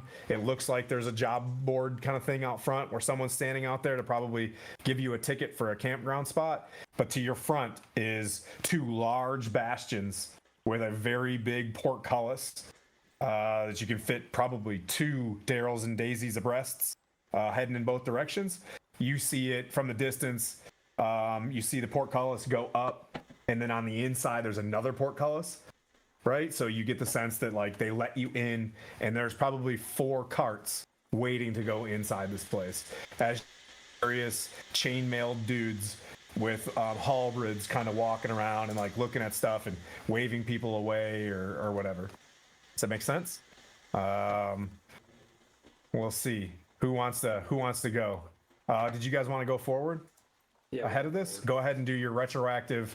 That's what you saw when you arrived. Okay. You made it there, no problem, on an Axbeak. And who went with you? Sonya? Sonya, did you take one of the draft horses? Okay, so you and Sonya arrive roughly. How long do you want to be ahead of them? Hour, half hour?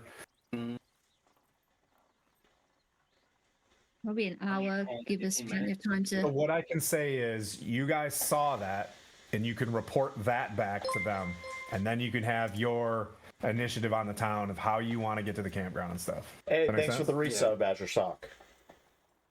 Dude, thank you so much. Yeah. That's awesome. Sonya, I was thinking 15 minutes ahead of the party. Okay. So, scouting ahead. We see everything you described. Yep, you can either be there or report it. Do you want to do more? You want to do more scouting? I want to look a little deeper. Okay. But too hot, so. That's okay. You've got a little bit of time if you describe what you're trying to do, right? So my thing is if you're like, hey, as a ranger, I want to cruise around the edges or blah, blah, blah, I'll give you advantage on that stuff. If you tell me what you want to do, if you're just going to walk up and be like, I want to see things. Nope. Yeah. You know what I mean? So it looks like there's a lot of tree lines I can kind of skirt. Yep. So staying within the tree lines on the axe peak, trying to peek in there. I have my my spotting scope. Yep. Oh, that's right. The broken spotting scope. That's right. So I forgot what we're gonna do with that. Okay. Yeah. So I'm going to pull that out and then try and look to see if it's just the portcullis entry. Yep. If there's only one portcullis, if there's multiple. If I can get a gauge on the body language of any of the guards. Okay. Sonya, you just hanging out with him? What are you doing while he found a spot where he can overlook this area and kind of get a better assessment? I want to try and get a bit closer because I want to see if there's any spells being cast. So like detective, like Okay. if there's any detecting Yep. magic going on Excellent. stuff that's going through. There's enough of a crowd where you could, from your mind, that you could walk up there. There's enough like kids and things like that where these 4 guards that are walking up, they walk up and they walk back just to make sure there's nothing crazy going on. And they're holding people before the portcullis opens. Like, so you get the sense that the portcullis on the inside opens, they cross a bridge, it closes, they open up this side of the portcullis, and someone comes in. By the time you get there, there's still 4. You can tell that they've gone through this before. And there are 2. There is on the right-hand side, you see a walking gate for people that are just walking through. And there's 1 guard there, and he has them like open up their bags and just kind of lets them go through. So there's no sort of look like anything's being cast or. You can roll if I like for you guys to decide, like if it's on your initiative, you can either roll a perceive or an investigate. If you want to do athletics or acrobatics on something, that's up to you guys. Persuade, deceive. Perception. Right, because you would walk up and you'd use your best technique on this. Yep, so perception was a what?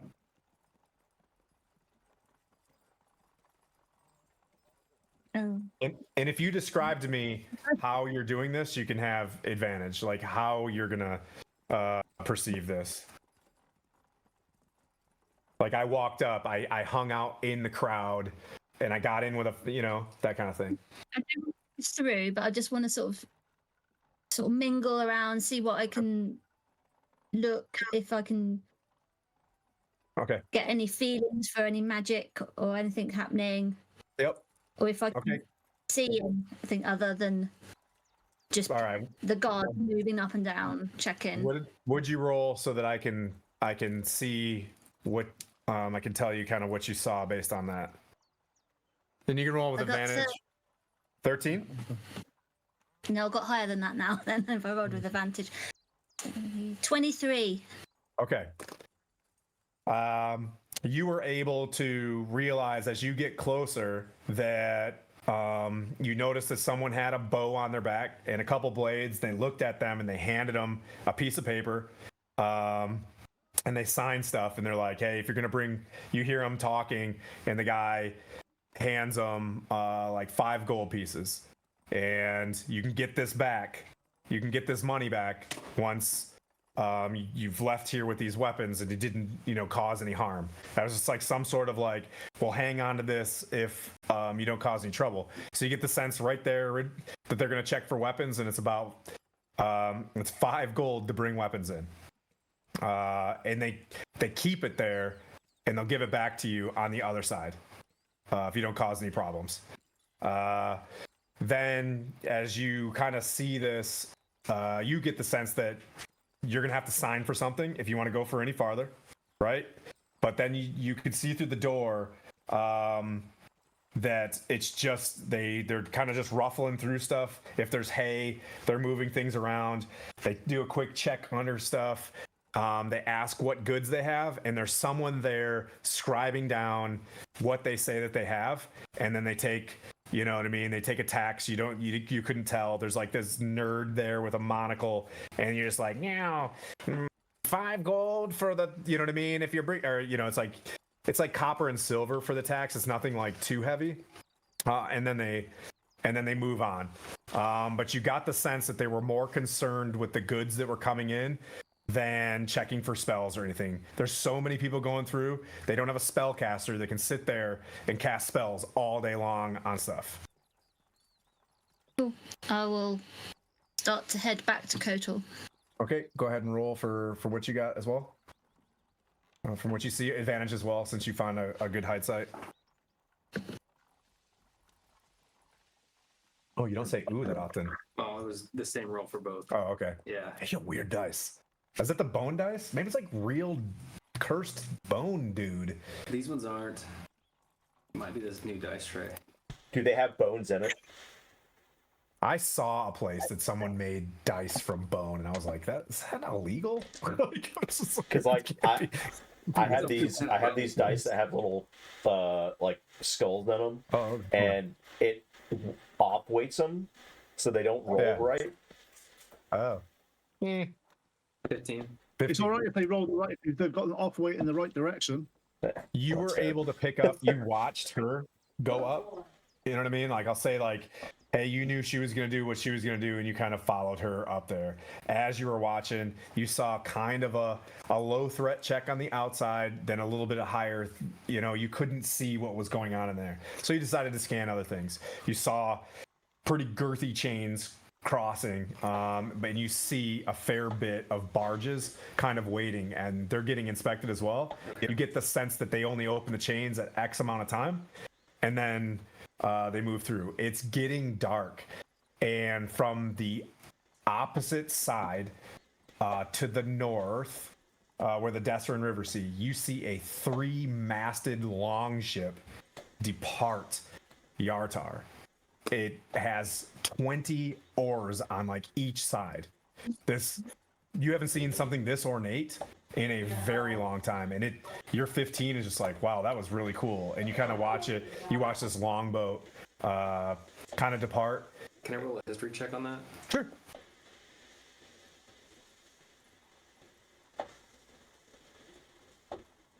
A 5? Yeah. Yeah, it doesn't historically see the river here is probably 200 meters wide. Looks real deep. This thing cuts deep water it can cut deep water, so you get the sense as a ranger, deep water, right? Fast moving water. The sails weren't even like, the sails were up and it was still rowing, and this thing it was out of town. Okay. You saw some heads walking it, but that kind of looked neat. It's just Yartar. I gave you a little bit of Yartar lore stuff. You don't know the name of it. You're kind of thinking like, have I ever heard of that before? But other than that, a lot of farm animals. You see, as you check the edges, there are heads going back and forth. You know what I mean? Like, there's no going over the walls. There's no crossing this river with probably not getting jumped with a party of 9. Okay. You know what I mean? Like, if you're gonna sneak in and you're gonna do whatever, it's gonna have to be it's gonna be a slow move. You were able to see into the city through the gap, I'll say, because you're ranger in as well. With a 15, you see a center palace. Everything looks circular around this palace. Looks about, you could gauge, 20,000 people live in this place, plus or minus. Okay. 50. At this point, I'm going to keep scanning and then looking for Sonya to meet back up with me so we can go meet the party and lead him. Okay. Well, you guys didn't describe it, and I like to do what I call I'm going to Pete you on this one. So how do you guys link up? So you leave. How do you leave and how do you link up? What's your plan? Because Sonya's just turning around and cruising back, and you. I haven't moved. Okay. And she knows where you were at? Okay. All right. So that's how you guys link up. I said, what would Pete do? He would make this painful. Pete the painful. Yep. So you guys link up, and you guys want to head back to the party? Yep. So you guys head back to the party, and you guys can regurgitate this as you please. For the effort of these things, everything that you guys heard, unless you want to keep something from the party, they all know. Does that make sense? Yep. I think it benefits the party to hear everything that we saw.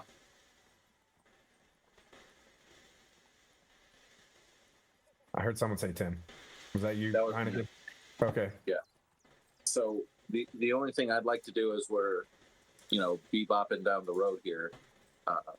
Again, keeping true to my gnomish self, communing with animals, looking to glean any kind of vibe, if you will, as we're going into town. Is everything on the up and up? Just kind of surveying the creatures, using a perception check, and that's a 15. Yep.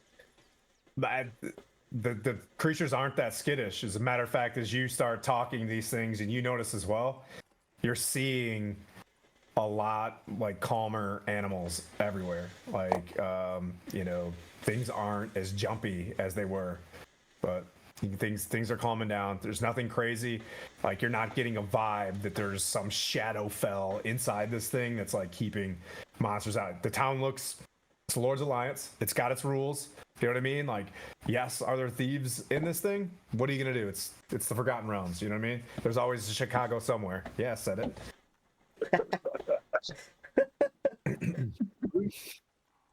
See you in Chicago.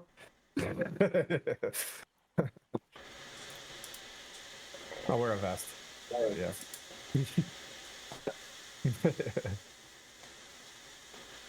And you said it's getting dark. Yes. Why do you think it would be smart to camp off to the side here overnight?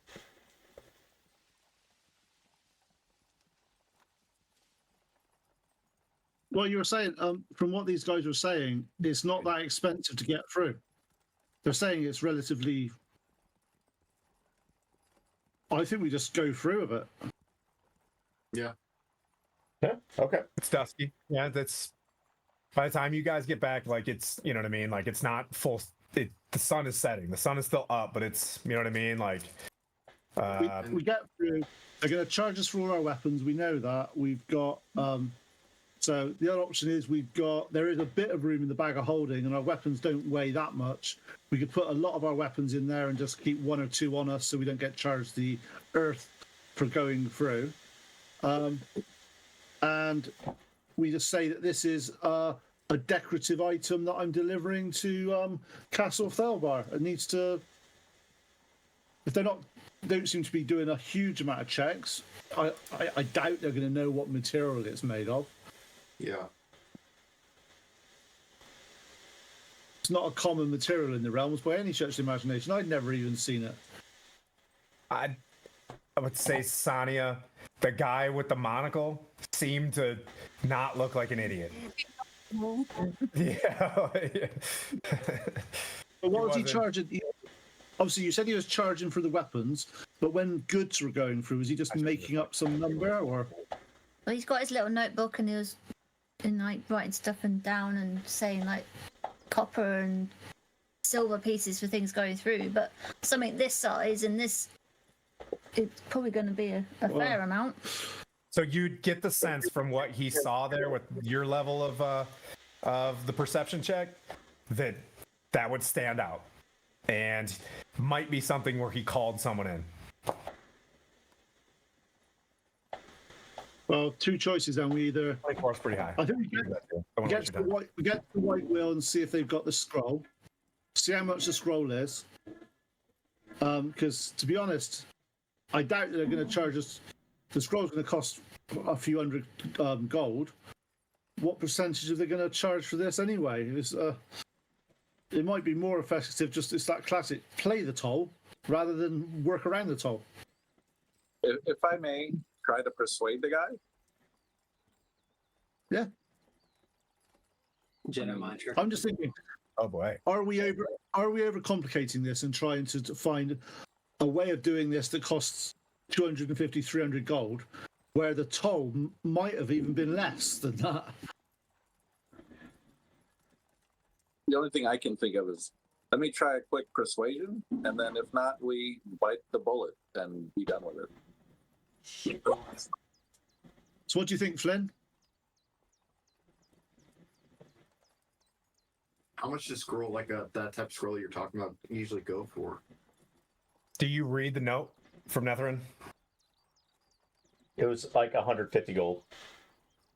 You can see the note. It says it's basically like it's almost like another letter of recommendation. Like, hey, these are good dudes.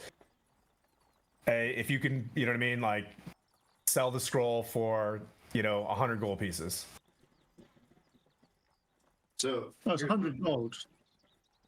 is that Yeah, we go on. get the scroll, but we go talk to the person at the white wheel, and talk to them and find out like, hey, how much does this guy typically charge for stuff moving through? Because they would probably know, because they're probably pushing goods in and out through the area, so they may know a little bit more than us just guessing based off of what we got. Yeah, that sounds like a good idea. I could also, if it would benefit us to get the scroll anyways, because if I could just copy it into my spell book in 2 hours. Yeah, I would say we have 25% of the information. If we get the other 50, that gives us a total of 75%. We can make a decision and more informed than what we are right now. Yep. So we just have somebody go in there, like Blandina or somebody who doesn't have a whole lot of, so we're not paying a bunch of money just to cross the bridge and get in there. Or even I think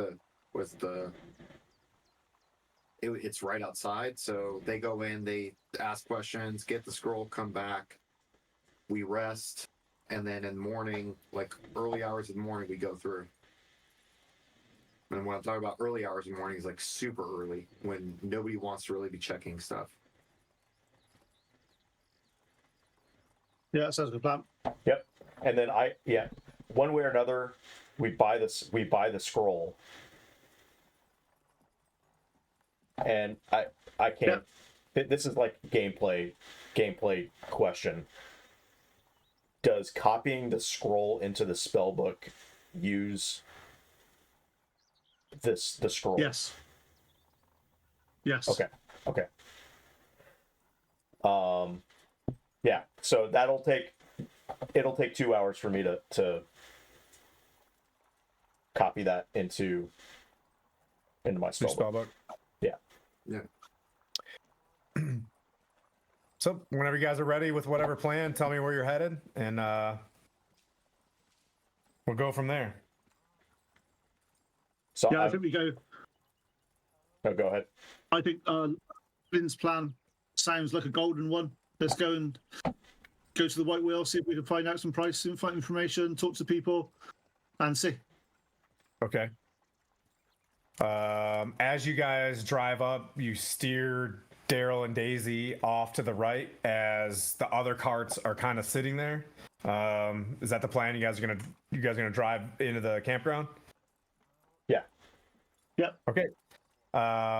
You get the sense that like there's a couple of the guards, just from your perception, kind of just like eye the cart heading off into the campground. There are other carts in there, but you can tell that you can get the sense that they took note that, you know what I mean? Like one group went off into that direction. When you get to the campground, you're stopped by a young man who's just like, he looks at you guys and he's like, I can sit you guys down and plot 110 for 3 silver. I want full hookup. Full hookup, no problem. Your gray water. Yep.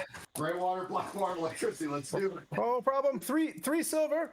And he doesn't like ask any questions, and he kind of just puts it out, and he's like, you'll see that there's we'll light your fire in a few hours.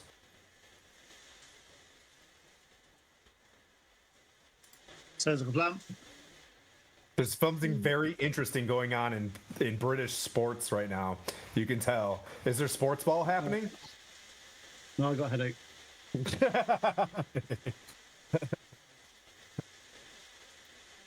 We don't do sport. We don't do sports in this house. What's that? So you pass 3 silver off to him. He takes you to this place. There's a center tent, and you notice as you get closer, Quaddle, that it's a bunch of tables inside there as well, where they have like a meal. Someone's obviously taking advantage of this, and you can smell like barbecue and crawfish boil kind of happening in this area. Does it Chuck wagon look vibe. like a Oh, K-Way 1-800. campground? Yeah. But it's a well-established campground. You guys park, and you can kind of see that there is a tent with an easel on the outside, and it's got the white wheel on it. It's a KOF campground. Campgrounds of Faerun. I'm gonna stay back with the cart and the animals.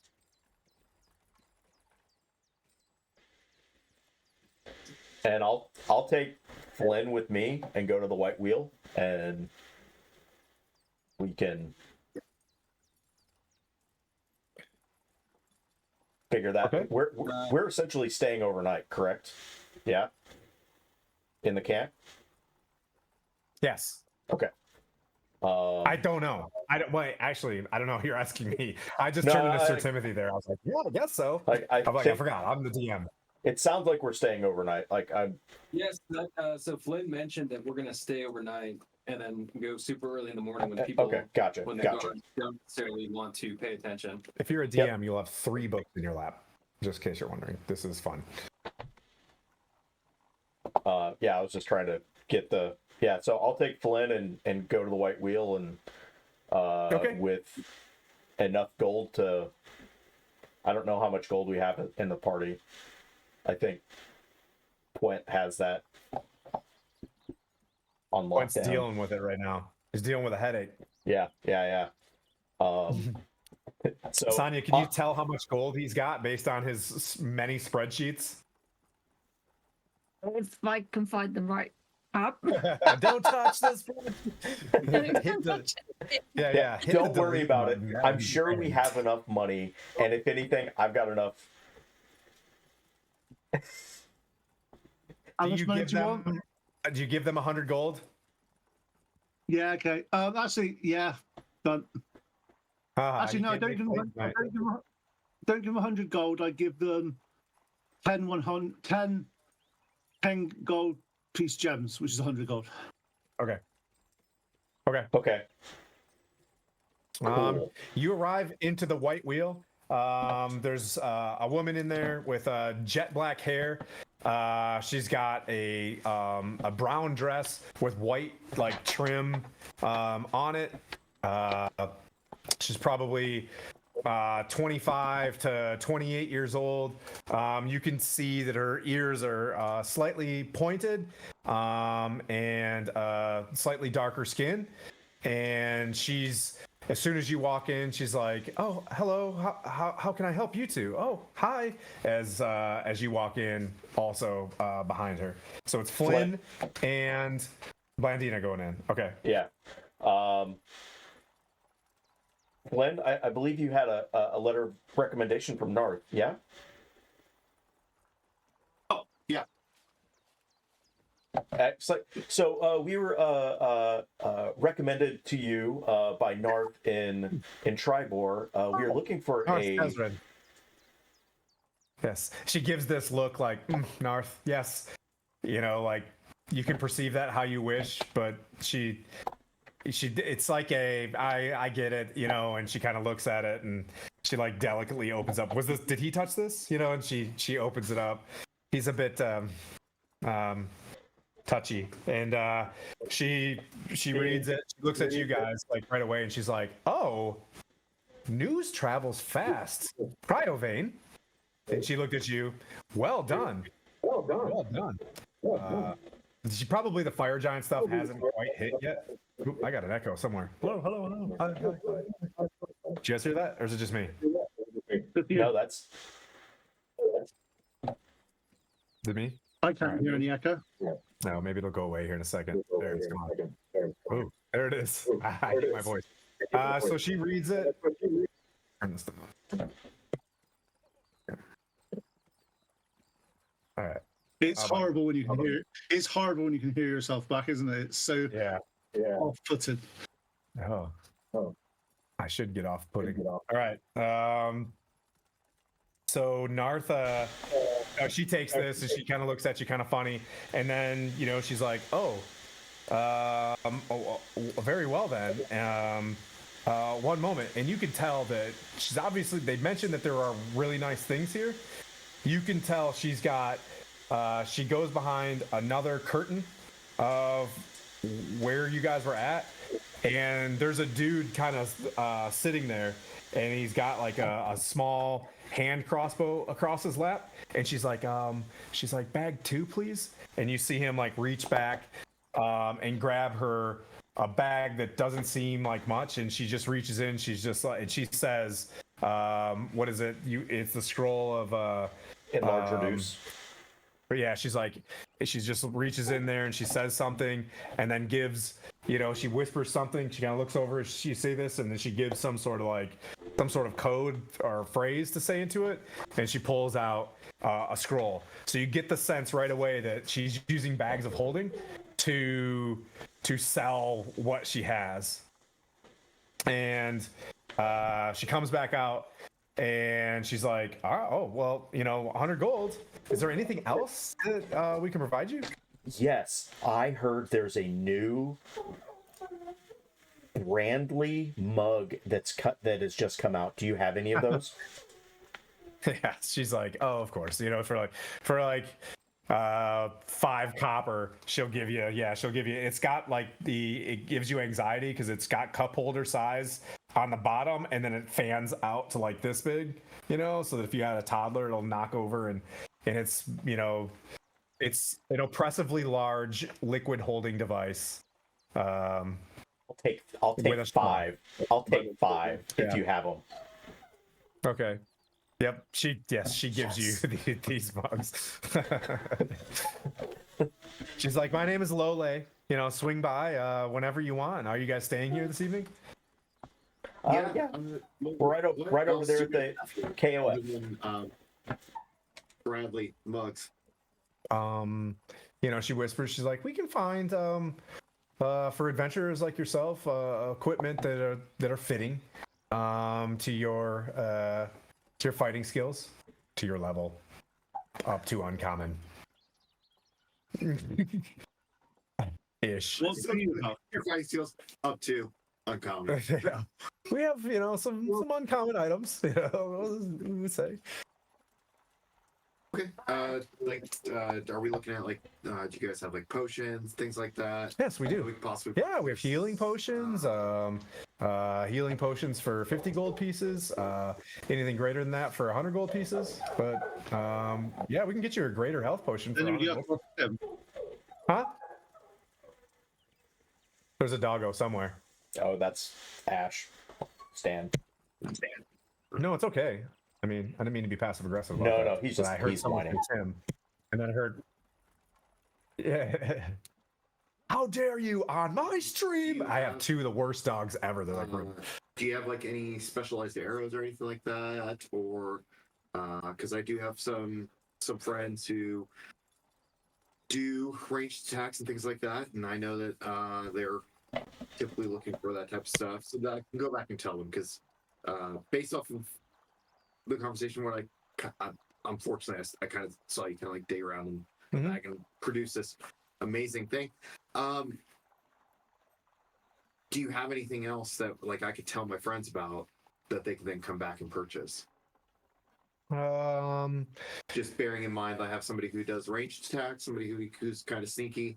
I have a dwarven cleric who's said us with Bernard battling, but I'm not going to go into it. Oh.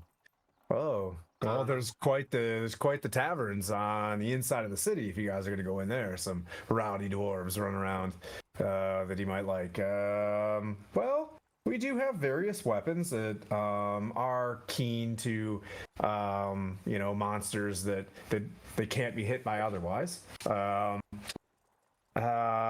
Yeah, we have. I could probably dig up some arrows. What kind are you looking for? Anything, any specialized arrows or anything like that. If you have them, or if you have access to them, or know somebody who can, arrows that either can do poison or have a very specific edge against fighting certain creatures. Things like that is what I'd be looking for him. I'd love to be able to sell poison, but that always ends up coming back to us, and we're trying to get ourselves into the city. And she starts kind of speaking louder. She's like, but if you're looking for anything else, poison tends to find its way back to the cellar. So, but we do have some pretty keen arrows. If you're looking for a couple arrows, I can help you, and they should be able to find their mark.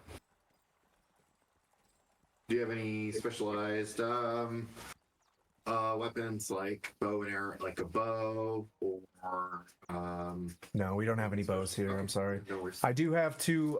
She describes like 2+1 arrows that she can get a hold of. And she says for 40 gold each, she can pass off 2+1 arrows. Awesome. Good. Glenn, are you good with your Bradley? Why are you fiddling with those? Put those away, Blandina. Jesus. Who is this? Oh no, she. It would help if you I weren't can't hear I can't hear Blandina. Yeah. A girl's got to have her Bradley. Yeah, you have like 12 of those right now. I need all of them. How many hands have you got? Don't worry about it. Ash wants one too. It is a campground. There are dogs barking everywhere, so it adds to it. That's the Okay, well, I kind of asked all my questions, Blandina, so I'm just gonna get back to everybody else doing so. I'll sort of talk to Lole and go, we're looking at going through the gates, and we see that they're charging us. They charge an entry fee and all this sort of stuff. Do you have any ideas of how that works? Yeah. She's like, how much cargo are you bringing in? She's like, they measure things, and sometimes they mess with the quantity thing. Depending on what you're bringing in, there's a small tax that they'll ask for. There's an individual that assesses it, and you pay the tax. If you're bringing in weapons, they have like a holding fee where you'll get the money back on the other side of town if you don't sack the village or get arrested or anything like that. So it's if you were a good boy retainer. That makes perfect sense. But we've got this item that we're delivering to the dwarfs up north. And it's pretty unique. But it's scrap metal at the moment, to be honest. But we're just a bit concerned that they'll look at it and we have no idea what they're going to charge us for it. So, Do you want me to take a look at it? I could give you my estimate if they see it. For example, if you were taking 1,000 gold pieces of trade through those of trade goods through the gates, what would they make you pay on them? How much? Maybe 1,000 gold pieces. They might ask for 10 gold pieces to pass through. Okay.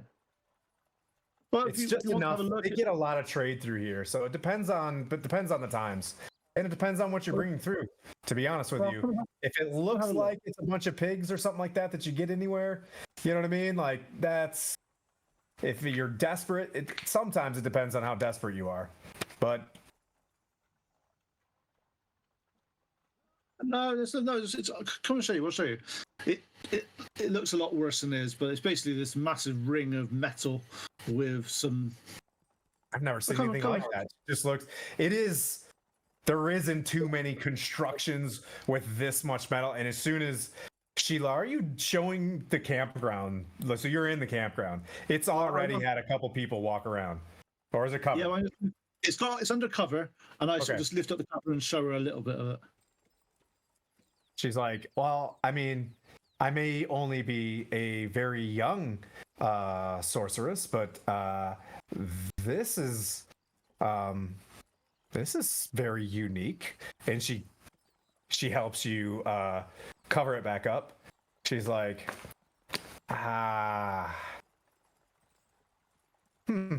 you probably have trouble bringing that through. Yeah, and that's the problem. How can we get this through? We need to get this to Citadel Felbar. It needs to get there for the safety of the realm. The closest raft is maybe in the way they do these things, and if it's still around, it's in the forest, probably 20 miles south. And that's Well, if they're not going to rake you over the coals for bringing it, because this is more legit here. I just gave you guys a spell that might help. They don't really check that well. But what we were looking at doing, I really don't want to give you any ideas that could compromise myself. But I get that. I get that. Well, we might have to go.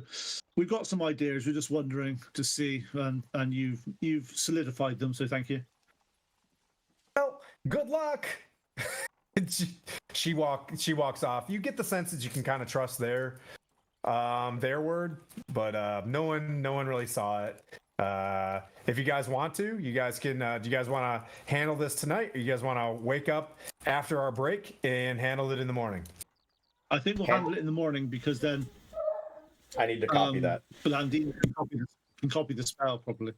Okay. All right. You can spend a long rest here in the campground with nothing you look towards. We're staying on guard. We're having guard shifts. We're not all sleeping at the same time. You guys arrived late enough where you weren't talking to anybody. You went straight to the white wheel. You did whatever. So I have no issues with you guys. Like, piece of cake. As long as let me know if you're dawdling or whatever. No, I was just making sure that no one was going to steal this or hijack the car or something whilst we are here. We're just keeping an eye on things. Well, that being said, we can take a break here and be back in whenever you want, Skylar. Perfect. Let's come back at. He's looking at Asmodeus, who's losing his mind. Yeah. Out there. Oh, Jesus. It's 10:25. 10:25? Yep. Okay. All right. Perfect. Take a break. We'll be back. See you guys in a minute.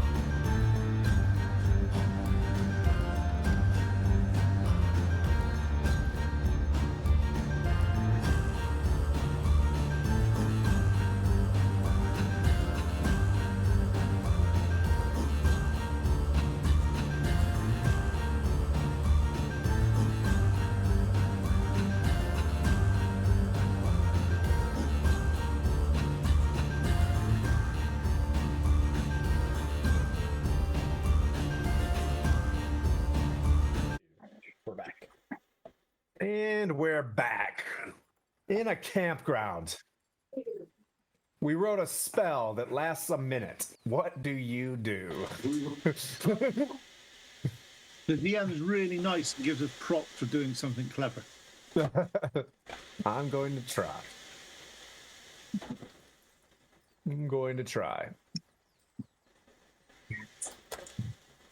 Where oh, pictures of Chip.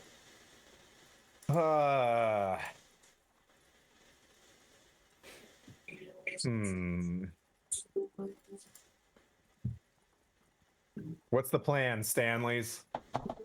What's the plan, Lee's? How long does the spell last? 1 minute. So we can wait until it's our turn, and as we're rolling up, I cast a spell, and it, you know. Well, then we have to get get through in a minute before it goes one. Wait a minute. There were bags of holdings. Hear me out. If we cast it, stuff it in the bag, doesn't time stand still in a bag of holding? No. You didn't have to be so quick to answer that.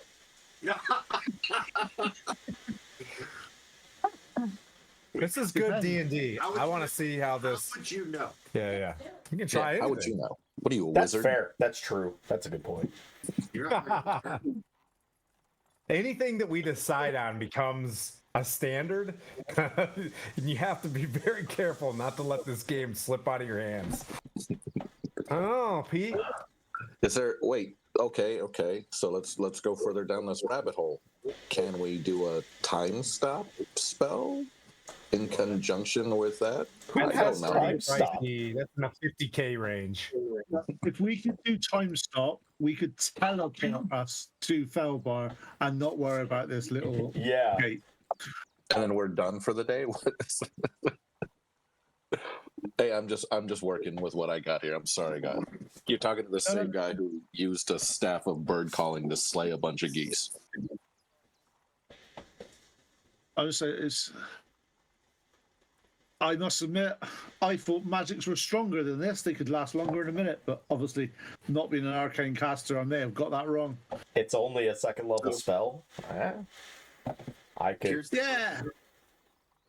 for the spell itself. Does it last longer if you go up? So why couldn't somebody cast it, and then once the spell's about to end, cast it again to maintain it? Well, yeah. We're dumping more into it, but like, how many second level spells, or how many times can you do this before it's like, hey, we gotta just 3 times? Yep. So at each, so You can't cast it at a higher level. Unless I just use a 3rd level spell slot to cast it. Yeah. So So if you have, I could do that 6 times then. So for 6 minutes, we have. All right, and hear me out. What you remember is, according to the rules on this, the reduces it half in all dimensions, so the weight is reduced to 1/8 of its normal. So that means it goes down to about 125 kilos, 125 pounds. Yes. So if you're doing that 6 times, is it decreasing each time? So No. you have 6 minutes. No. No. It's. I'm basically re-upping the spell, just like Yeah. Okay. refreshing it, Ooh. refreshing the 1 minute. I feel like we're really splitting hairs on this one.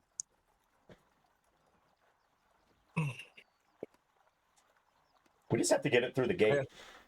What do you guys want to do? Don't look at me. I'm gonna Go for act it. like a complete. So I could act like I'm a complete wacko, and just start saying the incantation, the somatic, or the verbal part of it, as we're walking up, and then just every minute, just I start saying it.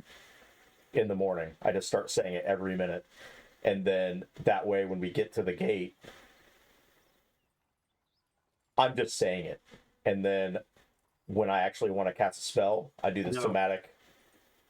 I do the somatic part of it, boop, and it gets cast. Being a pest. That way it looks like I'm just a crazy elf. Standard. Listen, dwarf. Chippy. Listen, dwarf. No, we still haven't explored the idea. Let's talk to the guys.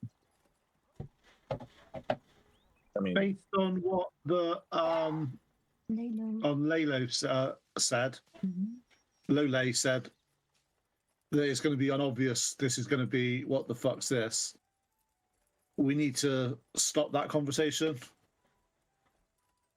Unless there's the other option we haven't even considered yet. And I'm not even sure I even want to say this.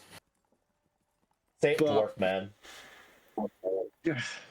Why don't someone go and talk to the what's her name, the Water Baron Nestro, and see if you can negotiate getting this through some way before we take it through the gate. Who's the most persuasive? Maybe Flynn. Or the bard. The bard and it's a start of a joke. The bard and the gnome go into a Going to a bar. go into a water baron's office. yeah. I could also charm the person. Yeah, no. If she got high level hand of yards, the way she was described, Oh yeah, that's true. I doubt it's going to be a standard.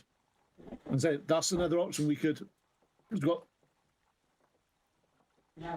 I think we go and negotiate a way through with, see if we can get hold of the Hands of Yartar, which is the female-run rogue type environment. If only we knew a female rogue, it would be useful. Oh, we got one. Maybe we can negotiate some way through at a small fee to be able to get this through Yartar's gates.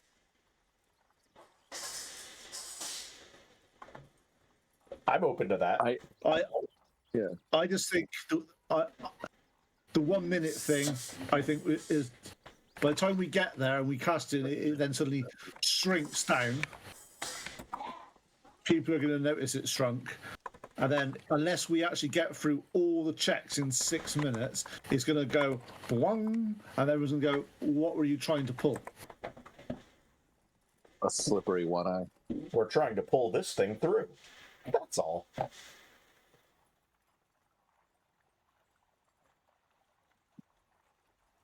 So here, the only other thing I can think of is I've got minor illusion. Can we? It's a cantrip. I can cast at will. If we didn't have to shrink it, I could disguise it somehow. Minor illusion? I don't think you can Yeah. disguise it with minor. Mine's going I to do a keep- 5 foot by 5 foot thing. Yeah, because I was looking at that too. Okay, so then we by shrink 5 it foot. and I can do it. Yeah. Maybe I can make it look like the tire of a wagon, the spare tire of the wagon.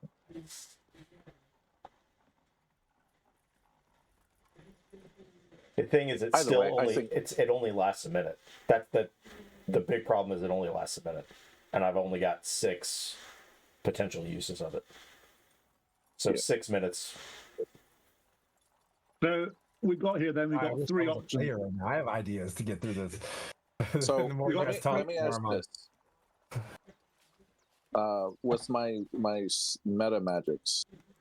No, my meta magic won't do anything with this one. Question: does anybody, Sanya, have an idea of what we are? Currently, the 3 ideas are: we enlarge, we reduce it, we try to get through, hope we get through in 6 minutes. That's option. That's an option. Next option is we just go through and see what they say, and hope they don't kick up too much of a fuss. Next option is go and talk to the water baron or somehow and see if you can find some way through. 4th option, we just bribe a guard and let us through and just say, "Here you go, here's some money. Ignore what you see here." Those But 4. Is anybody I got one more. You got him? Okay. So, how big does this thing, or how small does it get if we reduce? It's currently 11-foot circle. Okay, so from 11 feet.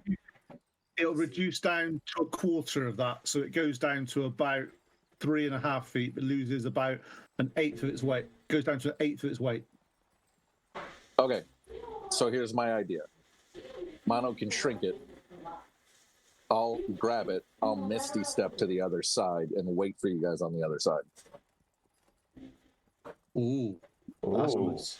Now, here we go. Now we've got a plan. Yeah, you shrink it. I cast invisibility on the gnome who carries it, and he gets far enough away. Misty steps to the other side. We don't worry about it. Yeah, that sounds like an amazing plan. But Oh, we just heard it. know, as soon as you cast Misty Step, you're no longer invisible. No, he is, because it's. You actually won't need to Misty Step. You can just run through. Misty Step's not a concentration. Actually- Invisibility's concentration. What you could do actually. Misty Step's not a concentration, No, so it you can do both. Yeah. Yeah, actually, there's an idea here. There's an idea we could do. Is we could either. Yeah. Say Why that don't again. Why don't we reduce the ring down? Give that to Sanya. You cast invisibility on her, and she sneaks through the gate with her roguish, sneaky abilities, and then meets us on the other side.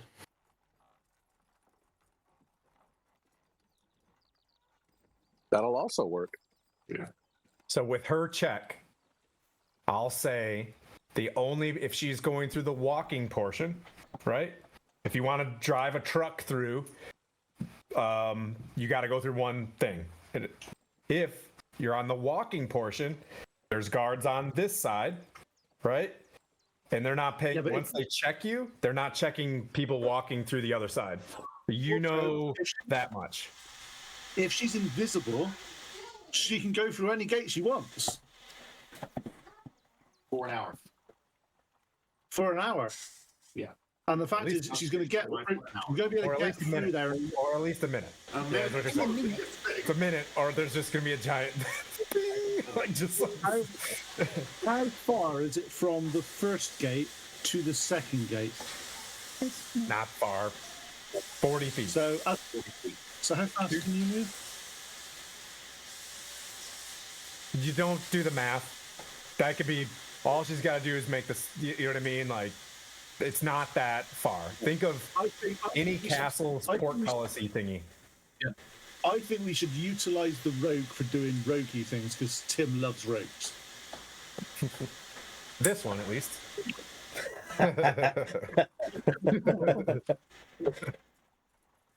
I'm down. I like this idea. I like it. I'm glad we can get these cogs going. Just for the fun of Dungeons and Dragons, I want to figure out how this is done. So you guys are pulling up. You guys are leaving the campground, right? You've cleaned everything up. You kept to yourselves. You didn't talk to anybody. Lole doesn't. She's seen weirder things, so she doesn't care that much. You guys pull out, and there's still 3 carts ahead of you. Your cart number 4. At what point? Okay, so big wheels in the back of this thing. When are you shrinking this up? Because if you look at the map, there's not a whole lot of cover to get to one spot. Underneath the cover, if Flynn and somebody else stands and holds their hands up, and then we cast reduce on it, Sanya picks it up, invisible, and goes, we can then pull the blanket off this and go, come on guys, we gotta go through the portal now, through the gate, so we can then, so people go, oh, it's just those hiding underneath it like fools. Okay, who's gonna be in the bottom? Who's gonna be these people? So this is The tallest people.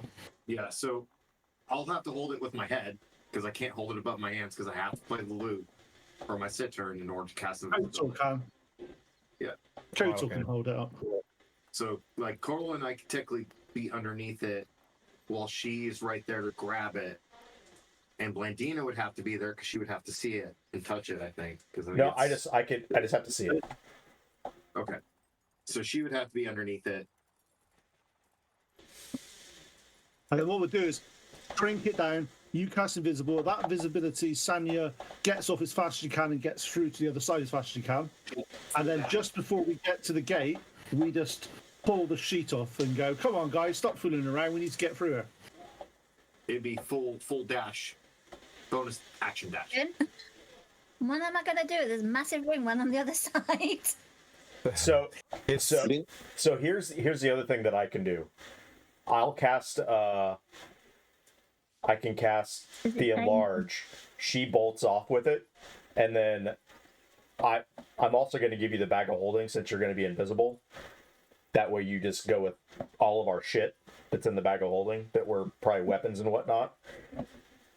I'll also go through the regular gate just as a regular person and get over there and cast. I could just re-up and then re-up the reduce as needed. Yep. I think it's the most convoluted D&D plan we've ever come up with.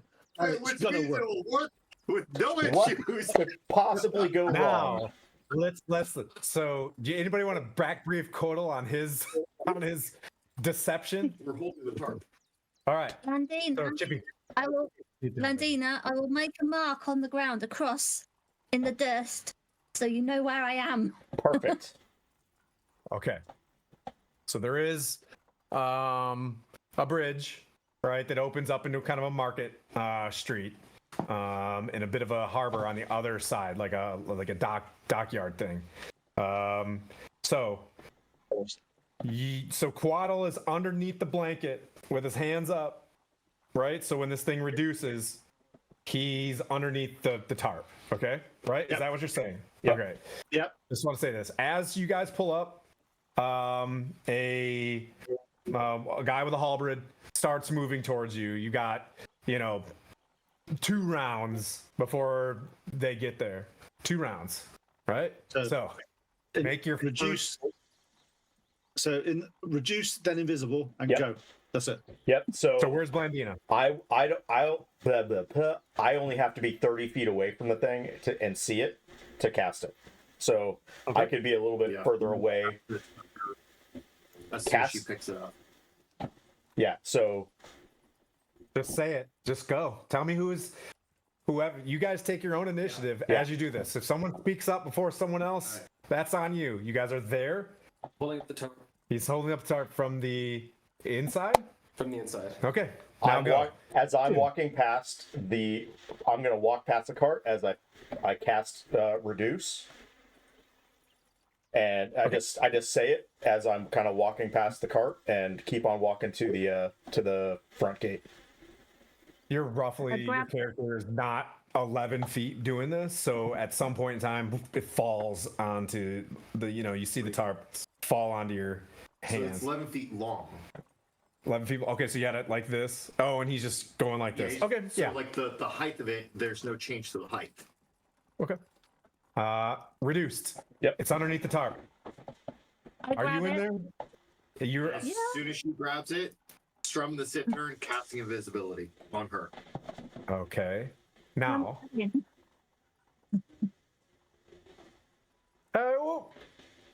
You see a guy. Look, roll ahead and roll your first stealth check, leaving the as you hear a guy go. That'd be with advantage, right?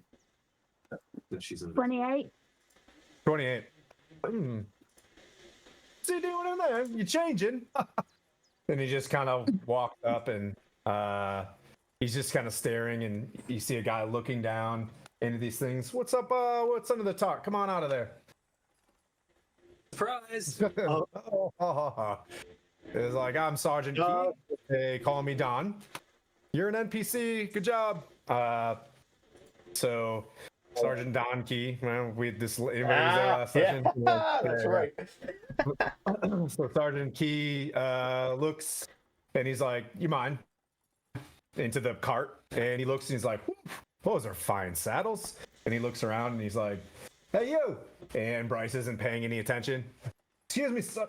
I have a teenager as well, and he's like, what are you intending on bringing in? Fine saddles. Just us, wagon. You selling him in town? We can- Sorry, what was that? I missed your accent. Are you selling those in town? No, just going through. Not gonna sell them here, eh? Okay. Looks around. You bringing any weapons? Anything else to declare? I've got my hammer. Look, and we all go through all our weapons because we're not going to hide anything. Oh, we're not doing the bag of holding thing? Oh, okay. Oof. So actually, we all took one weapon. We all got one weapon each. The rest of the weapons are in the bag of holding. So we've got a weapon. We've all got a weapon. Got it. Are you in your armor? Yeah. I never take my armor off. Come on. Okay. I washed in my armor. He's a dwarf. He was born into Yep. his Seems armor. like an interesting group. Okay. Stand by here for a minute. We'll get you into the gate and check you out. Nothing to declare other than your hand weapons. It's a gold piece each for the weapons. You have to sign on the inside, and you'll get those gold pieces back on the other side if you don't start any trouble. Expect with these saddles, there'll be a small tax in there. There's an individual taking the assessments, and that's Mr. Kant, and he'll let you know how much. Mr. Wentz. Kant, K-A-N-T, not Mr. Kant. It's his accent. He's from Australia. Hello, are you a? Oh, sorry. That was a What? bad name to pick. God darn it. Mr. Can. Anyways, if you wait here, and at this time, you can make it to the line, but there are 2 guards checking people and letting people through, so you'll have to pass through them. So go ahead and make your choice of a maneuver to get through there. Tell me what you want to do, Sonia. Okay. I will stay as close as I can without bumping into the person in front of me, so I can sort of, and then as they're going through, I can slide around them. Go ahead and make your stealth check with advantage. How many people are in Right, you're line? invisible. Just out of curiosity.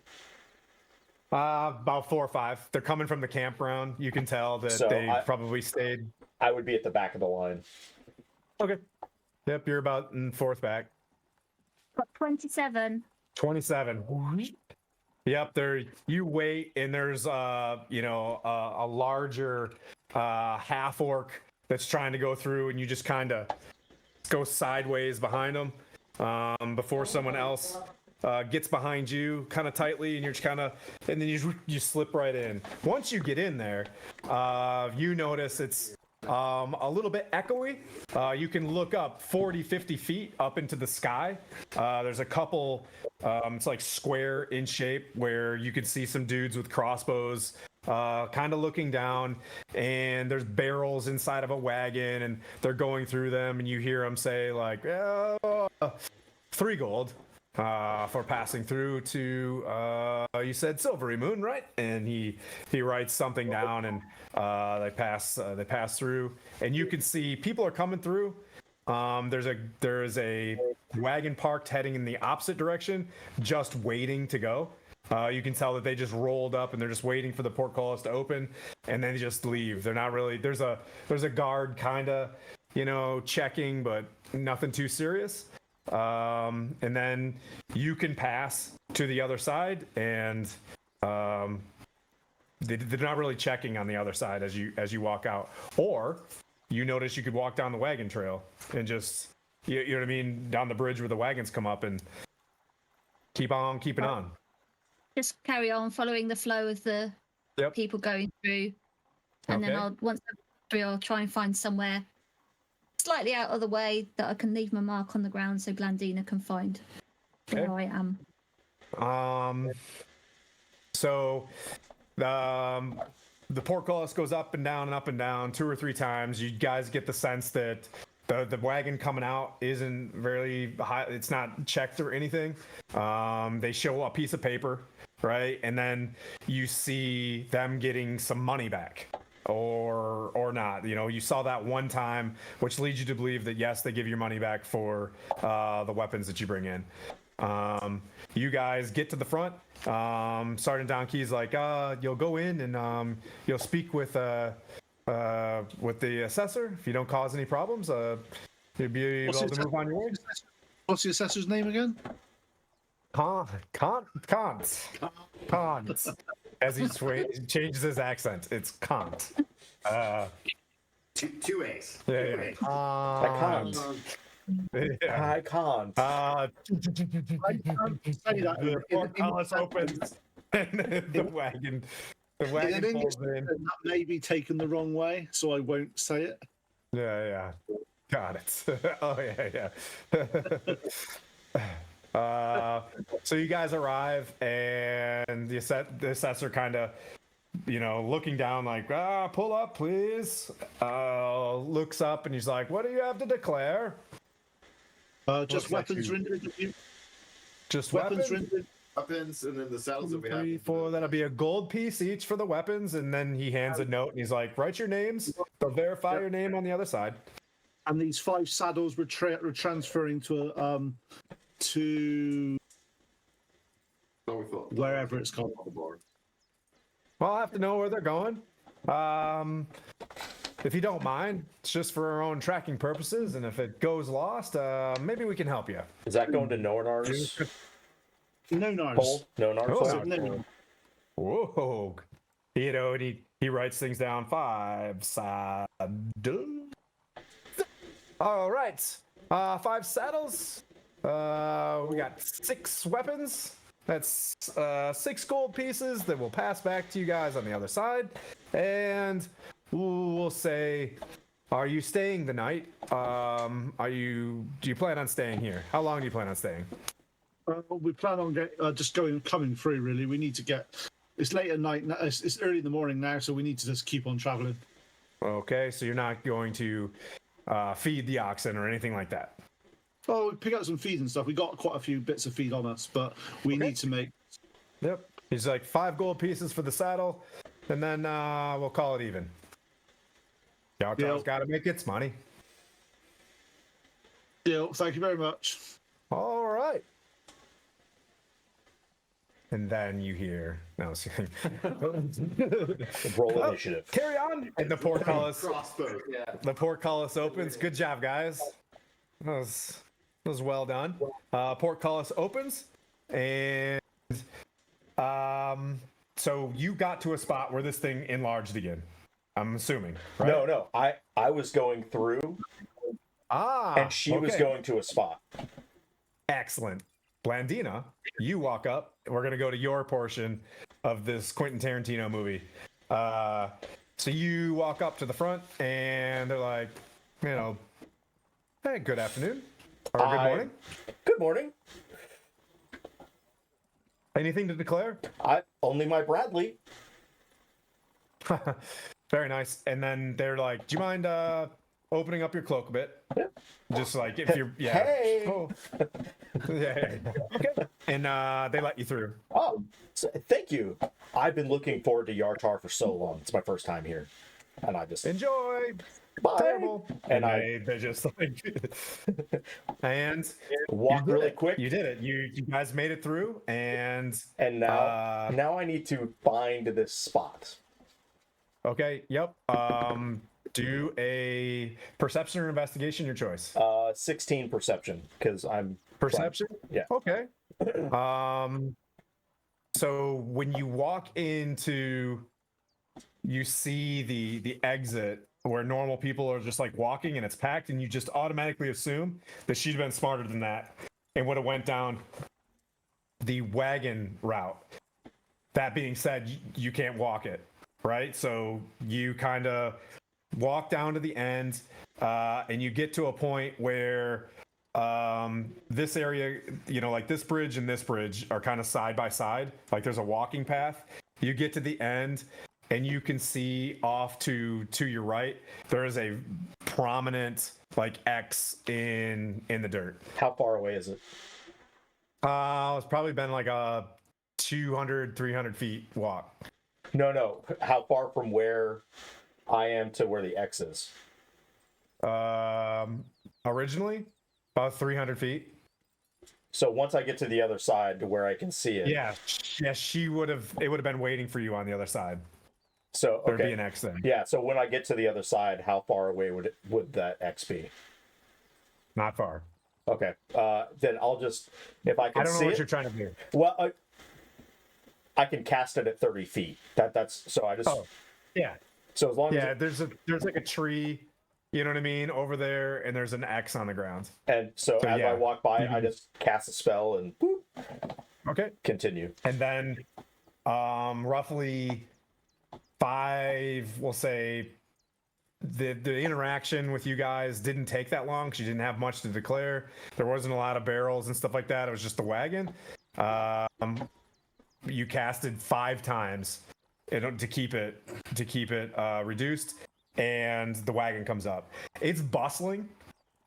It's bustling, and in about the 6th time, as expected, like do you want to move it? Like the wagon shows up like 5 minutes later. You have a chance to get it back up in the wagon. Yeah, put it back in the wagon. Yep. And just as you expect, whoop, it grows again, right? But like nobody really gives a shit. The town is kind of busy.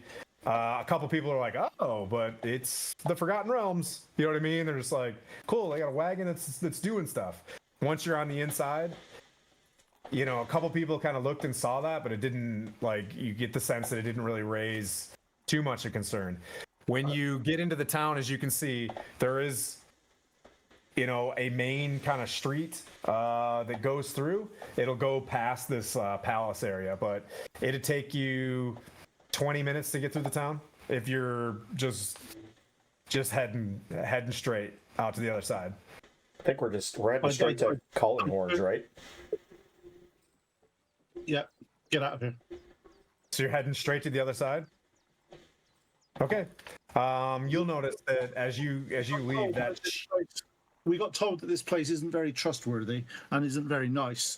And to be honest, we're on a bit of a time scale. We need to get out of here to sort of, if we keep this thing moving as much as we can, Yep. it's the least likely of causing trouble. Okay. You guys press. You see that boat is back docked again, and you see like a, you know, you can tell it's kind of like an evening kind of cruise. Something happened. There's like dudes barfing and stuff like that off the side, and you guys carry on your way. You make it to the other side of the town, and in 20 minutes of navigating you can see the bastions on the other side and the big red flags with the Lord's Alliance things on it. You get to the other side. They kind of check you out. They verify your names. Like there's something that's signed that they gave you. It's all waxed, and it says that Kant signed this, and 6 gold pieces for their weapons. But as soon as you get inside the double gates, they pay you back. The gates open, and away you go. Good job, you guys yartarded. Yartarded. I turn to Blandina. I turn to Blandina. No, go on. Has Go on, anybody been through this area before? Like, and I kind of like look to the ranger and like, because we don't want to get in any fights. Because the person who packs a lot of punches is kind of exhausted right now. Like, she clearly needs a pumpkin spice latte and her Bradley cup. Yeah. One of the 17 that she now has. 3 days to I want to say it's 3 days to the Calling Horn, which is the next like stopping spot. Calling Horn is a town. Roughly 3 days. But it's morning now, right? So I'd give you, I don't know, two nights, two to 3 nights, depending on how you're clipping. I kind of look to Landy and I'd be like, hey, how much rest do you need right now?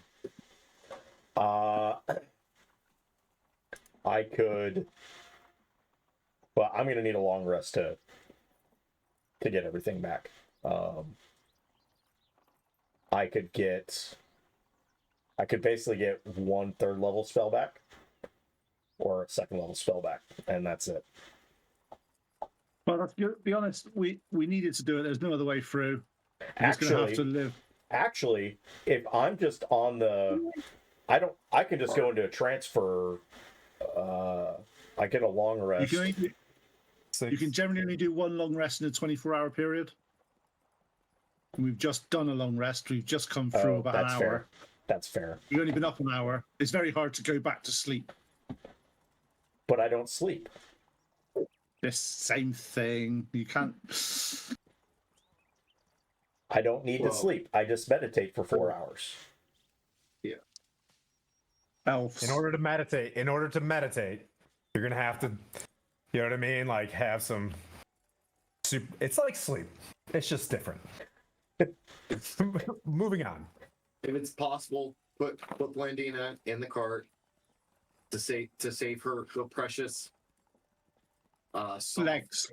Noble. To save her legs. Yeah, save her as long as we can, and then we'll keep going. If there is a fight, it'll be probably you and I, Quint, who are trying to dole out. No, it won't.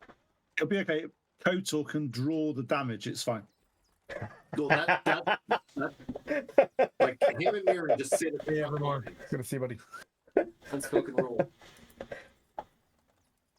I'm sure we need to know. We need to take Kotal to a. I need to look at it a bit more and see if he's got a curse on him that's like damage attraction. Just a curse on the dice. But maybe we can send the ranger and the rogue forward as kind of like a scouting element. And should they see any danger, we just stop. We shore up. We put up the fences. Get everything ready. And then if it comes, and we're ready for him. If not, then we'll just chill out until we know it passes and then keep going. Sounds like a plan. Okay. That way we're not taxing Blandina, and that way I don't have to hear her complain all night while she's in her trance. You guys travel the first night very easily, much like the western side of Yartar.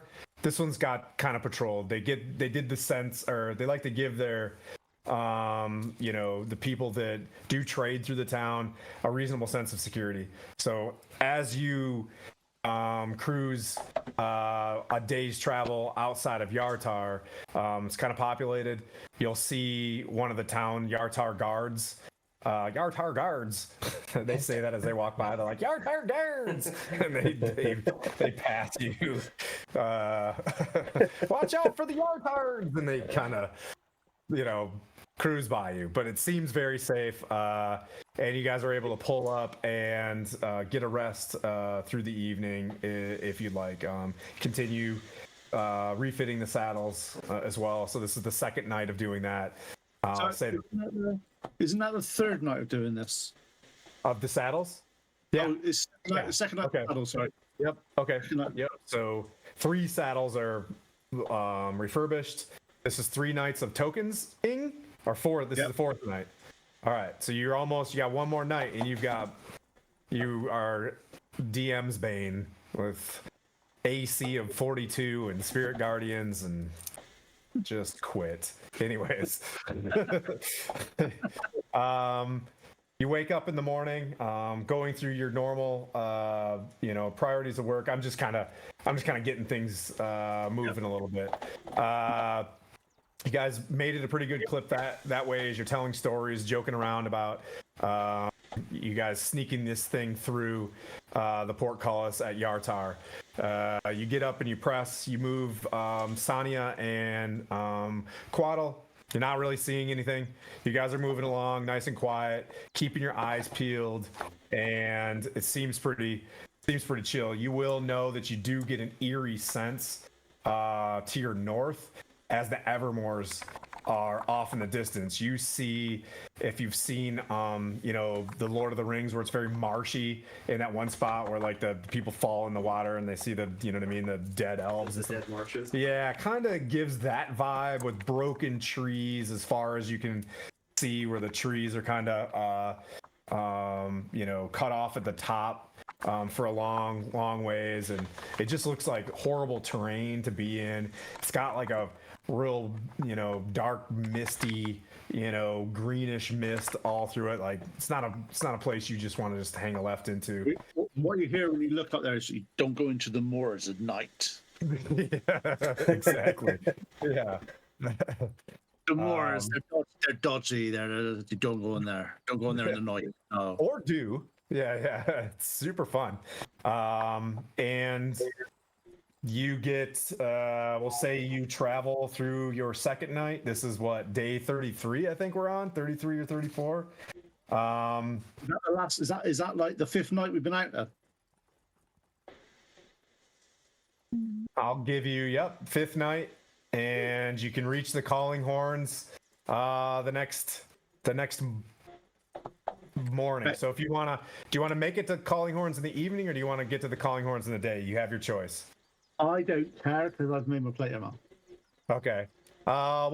You reached the calling horns in mid-afternoon. You guys rested. You finished your plate mail. Congratulations. Wow, I'm a nice DM. That'd be really cool. I've got lycanthropy and ripped splint mail. So You haven't. You if don't anybody have wants to lycanthropy. play The Witcher, it's in Mirabar. You've been cured. I don't know what you're talking about. You've been cured. I had to personally railroad all of my player characters to get to Mirabar. Anyways, you guys wake up. Quaddle and Sanya, if you're not doing anything extra and deliberate as you're traveling, you do find a smaller town that's at a three-way intersection, where you do recollect that the Jundar Pass that heads into the High Forest. This is, if you were going to go to the Grandfather Tree, this is where you were told to turn right. Callinghorn stands where the Jundar Pass meets up with the Evermore Way. The intersection is marked by a cairn of weathered and lichen-covered orc skulls. It's kind of interesting that you see this. Do your history check if you'd like. The village proper is made of rows of small log cottages with bark shingled rooftops. A large fieldstone structure with adjoining stables stands atop a ridge that overlooks the intersection, surrounded by tall old trees, and looks like a battle map. Just kidding. It's therapeutic to just build these things. Yeah. So looks like Quaddle's 12th. You pull up into the town. You come from that direction. You can see where there's just people kind of milling around. There's like one or two people there. You went to Tribor that was big. This is small, but it's a community. I did roll a 11 on a history check. You remember during I forget what the Silver Marches, the War of the Silver Marches? Yeah, the battle / the War of the Silver Marches that went on and on. Thousand Orcs clan. Yes, these orc skulls are probably the orc skulls that when Obuld the First, we're on Obuld the Sixth right now, in case you guys are wondering. He's got a name that starts with an L, but anyways, he goes by Obuld the Sixth, and he's chill. You guys know that. But these orc skulls kind of gives you a bit of a chill, but you know that it's hundreds of years ago that this kind of happened. But there it is. You see some sort of an inn, and that's got to be it. It's got two bugle type horns on the wooden. How you doing outside? Like a sign kind of waving in the wind. There's wells and stuff like that. Right. Head back to the party and tell them. I'm just And gonna as we approach, I turn to the group and go, "Who are we meeting again?"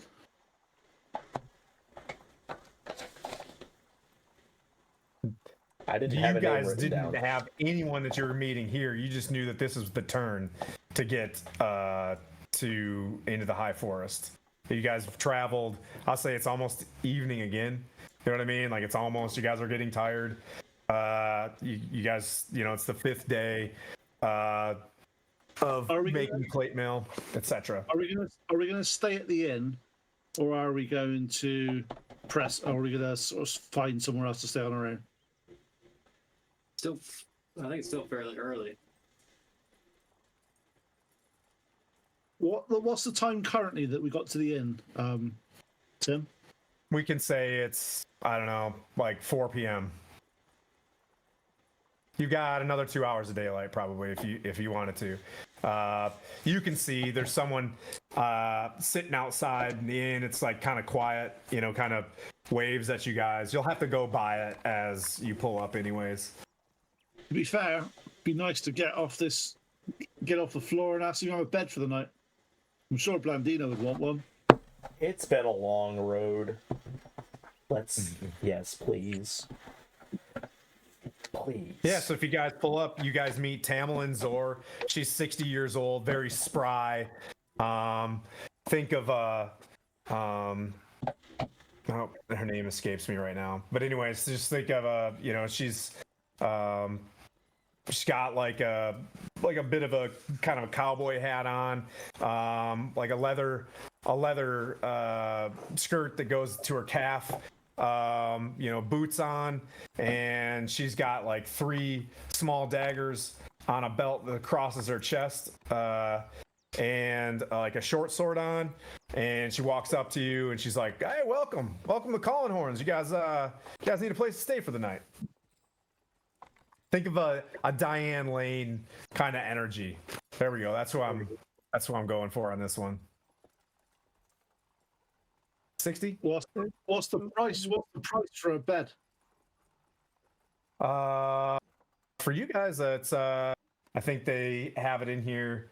For all of you, 5 gold pieces, and I can put on some food for you. I turn to her and go, "Just food?" Oh no, I have a very fine. We do have dwarven ale if that's what you're looking for, and we have fine wines here as well. If it's 5 gold, including refreshments and food and breakfast, We'll get you your first refreshment. This stuff does.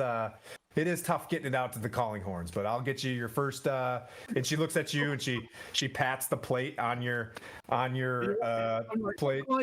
5 gold. Come on, it's only a room and some food and some drink. People down south could live for a year on that.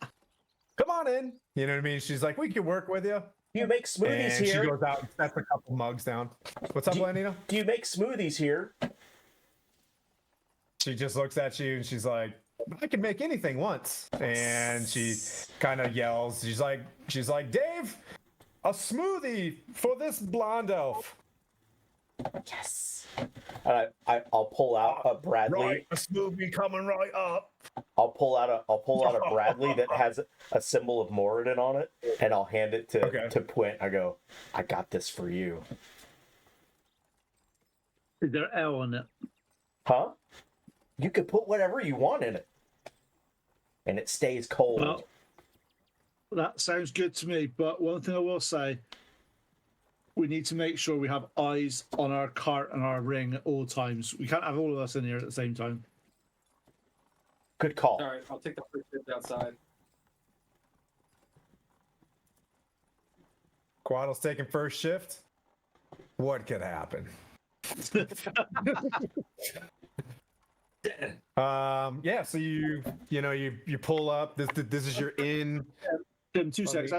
As Kotal's going back out, I go, might be an idea to find somewhere to hide.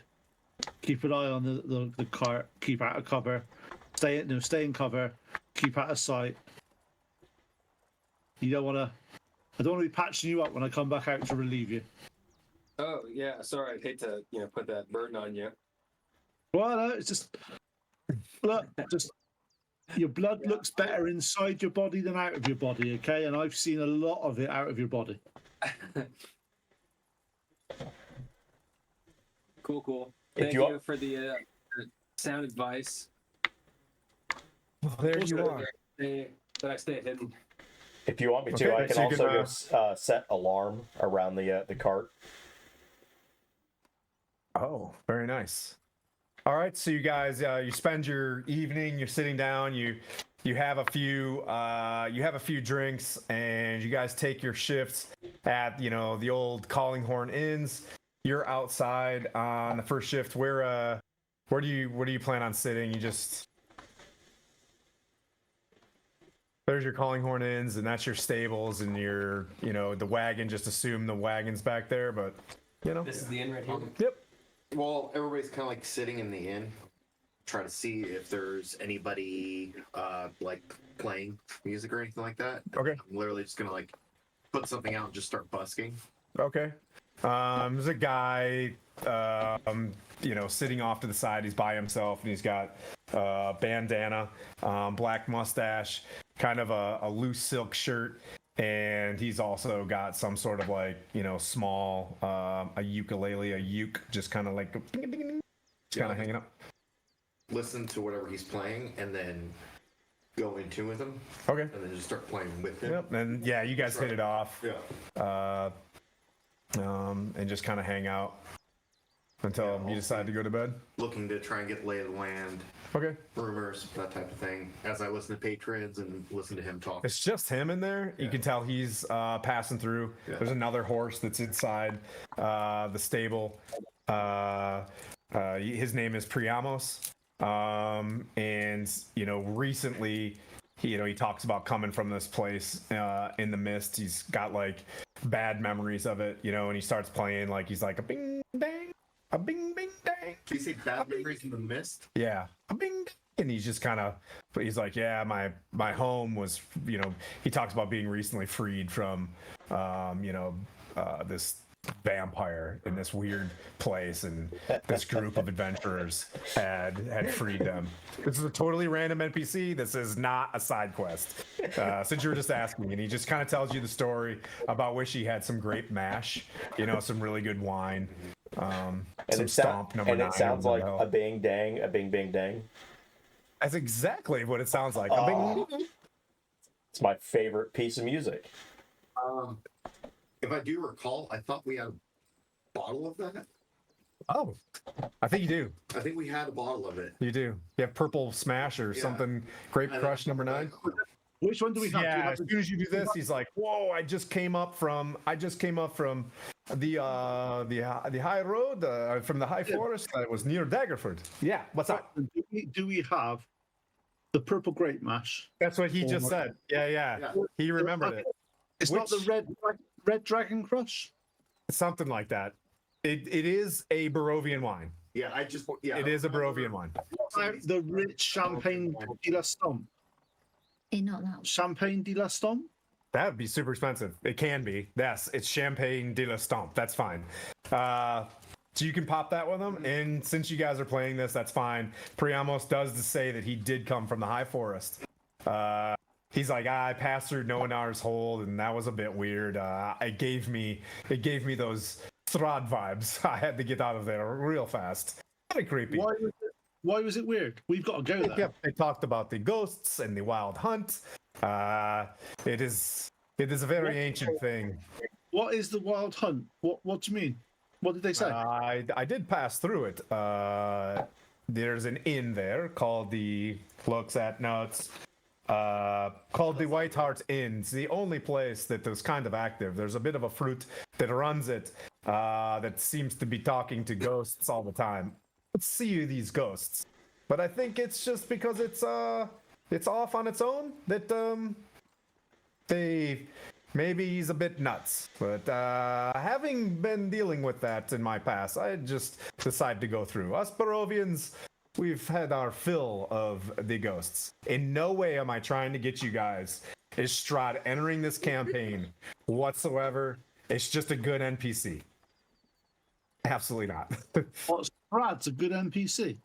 No, the guy is a good NPC. Yeah. But yeah, Noanar's Hold, he's like, I've traveled the high forest quite a bit. How can what would you like to know? Well, we've Other got to than go. Noanar's Hold is full of weirdos.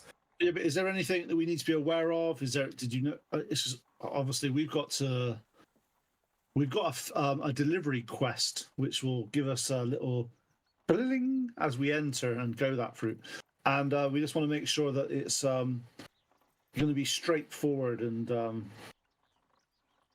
with no issues. And if you're concerned about the Nonard's Hall, It's not a place that I would want to stay overnight, but looks at you guys like you have more friends. I was going in by myself.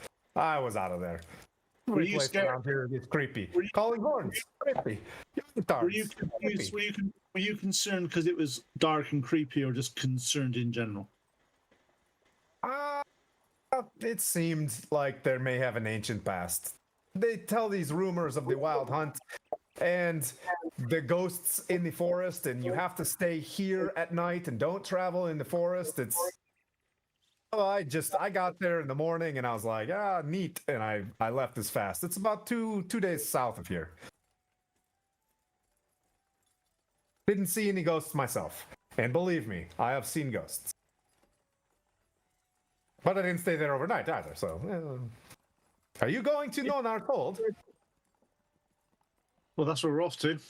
Oh, okay. What brings you to Nonar Sold? Said, we got to deliver some items. We've been asked to deliver some items. Oh, interesting. Well, they do need food. Anyways, it was Before you I'll say before you go to bed though, this is our exceptional bard, Flynn. Why don't you play a duet together? Get the place rocking. Got the- a bing bang, a bing ding dang. We've been these drunk dwarves, anyways. Huh? Bing dang, a bing ding dang. Other than that song gets a bit dry after a while. Excuse me, this is my land's national anthem. How You watch dare it. you? And he stands up. And he's like, well, good night. Do you know any dwarvish music? Ah, yes. A bing dang, a bing ding dang. A bing dang. I can do it a little grumpier. A bing dang.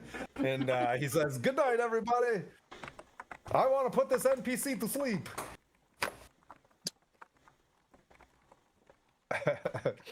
I'll turn to my companions. You'll hang out there. You guys want to stay up late? You guys Well, plan on staying up late and having a Not few really. beers? I want to turn to the companions and ask if they've ever heard of this wild hunt, whatever that is. You guys? Okay. Yeah. You can roll a history check if you guys want.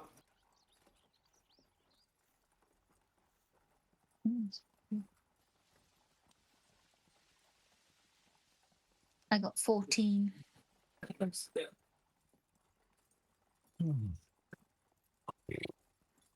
do you say? History check? Sonia, you are from the High Forest, if I am correct, or Misty Forest. Yeah. Okay, close enough. You were High Forest, right? Or Misty Forest? I can't remember which one. Anyways, you guys have enough knowledge of a little bit of this area and its past. You guys come together. Misty Forest. Okay, so you know that Nonar's Hold was built around a hunting lodge that was active over 200 years ago. In its heyday, Nonar's Hold hosted wild hunts that attracted the wealthiest nobles and merchants of the north. Some who ventured to Nonar's Hold never returned. You remember this, spurring dark rumors that the 5 hunt lords who ruled Nonar's Hold were arranging wanton slaughters to amuse their guests, and even allowing their guests to hunt one another. So you know that like a long time ago, and it kind of corroborates with the fact that like, yeah, there's probably some creepies in and around this place based on its past.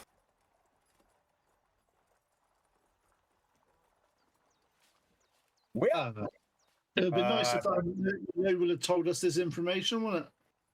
Typical nobles. So everybody heads off to bed. Yeah, and we apart from the people that are doing the rotation for the guard duty. Okay. All right. You will say point.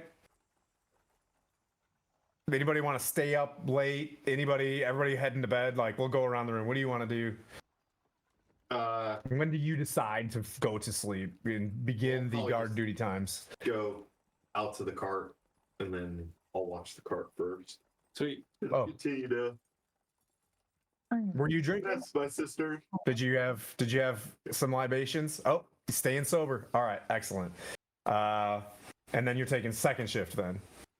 I took first shift. Oh, you took first shift, and then okay. So your plan is second shift. So you're gonna stay up to take second shift and then go to bed. Okay. Priam will also stay up with you. Sania, what would you like to do? So I only have to do the 4 hours, so I'll rest and then go after Flynn. Okay.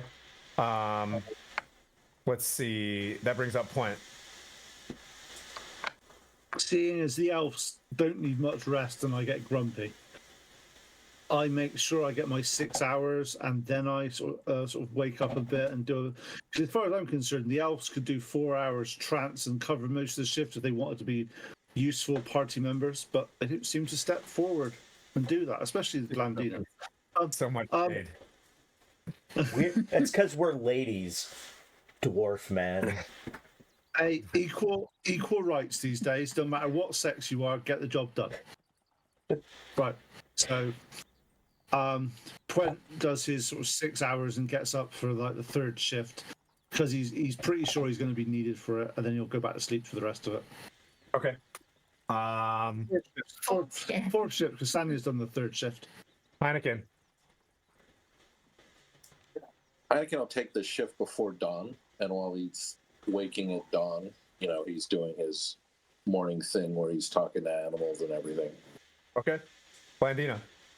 I'm going to let everybody know that if you want to donate to St. Jude's Children's Hospital, you can click the link that's listed in the chat. Also, if you're looking for custom dice, go check out Maze Designs Dice. And then finally, thank you to Matt McKeown. And if you want some awesome music, go to monstermusicman.com. And that's Blandina's message to everybody in... This is literally YouTube ads. It's right in the middle. Turns to Blandina and goes, "You're a corporate sellout." Okay, so Blandina, you're going to bed then, I'm assuming? Yes. So as you're sitting out there and you're getting whatever, Flynn comes out to talk to you a little bit. Both of you roll a perception check. I had set alarm around it too, so that's good for 8 hours. See, dwarf man, I did my job. Not in person. 14. Okay. As you guys are talking, what does your alarm sound like? As you guys are about to switch. What does your alarm sound like, Blandina? It's just a silver bell. Okay. Yep. You hear like go off, and then you look around. What did you have? You look over and you see what looks like a horse being moved out of one of the stables. Not necessarily your horse, because you hear like pots and pans on it, and you hear like ding, ding, ding, and a horse being like. And as you look closer, you see a very large green creature, long, like hands with nails and big, long black hair streaming over, and its yellow teeth kind of look over you. And as you look at it, you see another pair of yellow eyes looking back at you. As the two of you roll initiative, we can all roll initiative right now, as I have stopped roleplay for. Is it Shrek and Donkey? It is Shrek and Donkey. Oh my god. Hang on, what's this combat you speak of? I thought we were just full roleplay now. Let me get Daisy and Errol out. Blue.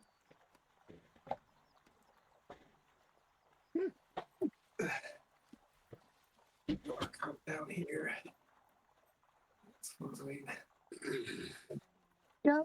Sleeping. He's definitely sleeping. You were guarding them. Bless you. Run.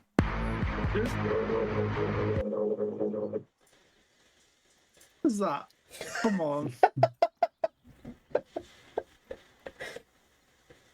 See the map, please. You round before it gets eaten. Didn't you know Discord can do sounds? I know that, but the fact is I don't want to do that, so I don't do it. Oh, well, that's no fun. Because I'm a boring, grumpy dwarf. That is not false. Let's get some. All right. So who's got anything over 20? Nope. 21. Oh, 21.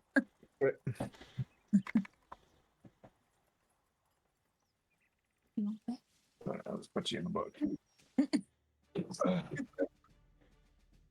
I don't know if it's herb. It has a Anybody above 15? rolling a 20, I guess. Nope. Ooh, very fancy. Anybody above 10? 13. 12. 13, 12? What'd you get? Brent got 12, but he's definitely less than Heineken Okay.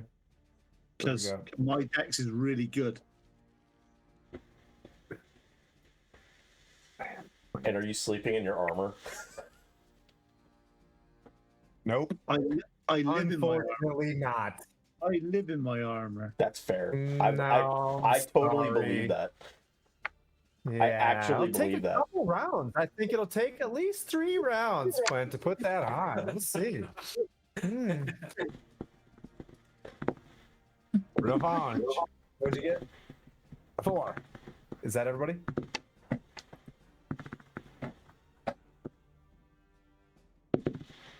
Orquaddle. Okay. Well, Sonya, you were sleeping and you hear the bell go off. You are upstairs in this place, but you do have a window. And you hear the bell go off. And what would you like to do hearing an alarm spell go off? You are an elf. You're very familiar with magics, and you know what this bell sounds like. As when you grew up, there were various spellcasters that would cast these type of things. That was a gimme. I'd like to go to the window and see if I can see out into the courtyard. I'm assuming it's not undercover. Nope. There, you look down into the. I don't know if you can kind of see, but if you're outside, you do see like a large green. It's a troll, on top of the stables, and it's got a horse in its hands, and there's a troll behind it, and they're blocking the door where Flynn had come out to go check the cart. Oh, darn it. I just metaed you. Anyways. Shoot. Shoot. You're gonna shoot? Yeah, my short bow. Okay. What a firebolt even.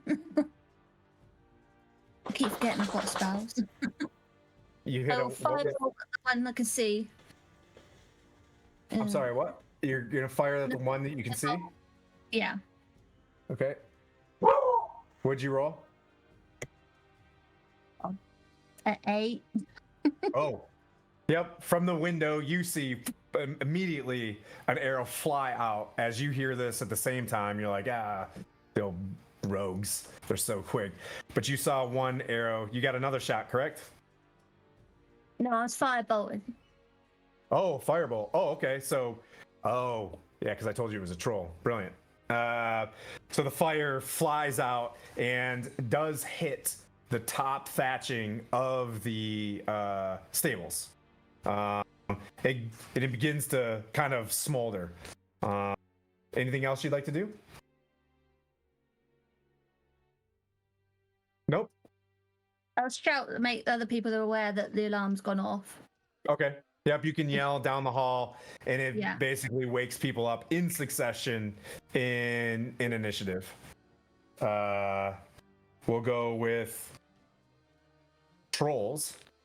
One of them is gonna grab the horse and just start chewing on it, and the other one is gonna bound up and go for, well, who did I put in the middle?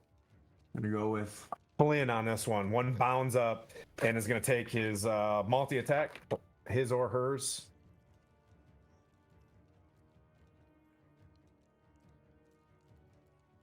See if I can remember how to do combat. Makes 3 attacks. Fun. With its first 2 bites, one is a 22 and the other is a 19 to hit. Jesus. Hey, we're level 6 now. You've been gone for a little bit. Welcome back. Let's see. That's 16 piercing with 2 with its claws. 2 of its claws. That's what those were. So that's 10. First claw was 10 piercing, and the second one was another 10 piercing. So just like Total of 36. nope. So it's just 20. 20 with its 2, and then it'll hit you with its bite. And that's a hit. That's 22. And it bites you for 6 more. So total of 26 piercing as it claws him, and then bites him. And the other one you could see drops the horse and begins to like look up where the arrow just hit and begins to like start climbing up into Sonya's window. In the next round, Sonya, you think that this thing will be able to punch through the window and get into your room. That brings up Blandina. You hear your alarm spell go off, and you have the other room with a window. The other folks have to go into those rooms. So you're just down, and you've got a window as well. You can peer up, and you see Flynn being like the 2 big giant fingers and nails up underneath his ribs, trying to like pick him up and then bite into his neck. And you see another big giant shadow start climbing up into the room next to you. Go for it. Combat music. I've got combat music playing. Oh, okay. Sorry. Didn't mean to ruin your combat music. No, I'm just saying, like, I actually have some this time. I'm gonna take pity on Flynn, and surprisingly, I'm gonna cast Reduce on that troll. Mm-hmm. Oh, now you're gonna use it to reduce a lot. It's super tight. You're gonna shrink the troll? Yep. Okay. Interesting. On Flynn. Okay. All right. So Interesting. it has to be. Oh wait, no, never mind. Yeah, it has to make a con save. Does it have to be willing? Oh, okay. It has to make a con save. Yep. Oof. I think trolls are pretty decent constitutional. Let me check. Please be bad. Please be bad. Please be bad. 20. Roll a 20. Cool. Of course. Fuck. That was a sick move, but I'm really glad that it looks at you and you shrunk parts of him. You know what I mean? He's like, "Ah!" and starts to get What parts are you looking at here? whatever you want. You know what I mean? It's your anime. To me, this is very Disney. Yeah, and then His teeth and claws. Yeah. Nope. I'm gonna move to the back. I'm moving back away from the window. Okay. To the wall. All right. From the window to the wall. That's right. Heineken, you can hear from down the hallway. You hear Sonya saying like, "Trump's in the dungeon," and you can, within 15 feet, you can get to either her window in the corner of the building, or make your 25 feet to get to the base of the stairs that are on here. 25 to 30 to get to the base of the stairs. A round of travel. Heineken's instinct is going to go to the closest threat. Okay. So that's Sun. Yep. I'm going to use my movement to get to her, and I see that troll climbing Or through she the locks her door, as I would assume she does, and she's shooting out the door. Sonya, do you sleep with your door locked? I think. I would say, yeah, I probably do. As you like. Okay. So I'm going to cast Melf's Minute Meteors. Okay. So 6 tiny meteors start surrounding me. They float in the air and orbit around me. Okay. Like- Okay. So this is my new one. So as I cast this, I'm going to knock the door. Open the door. It's me. Ooh, wait. Can you roll a die 20? I Sounds can. like you said cast. Yes, it's a third.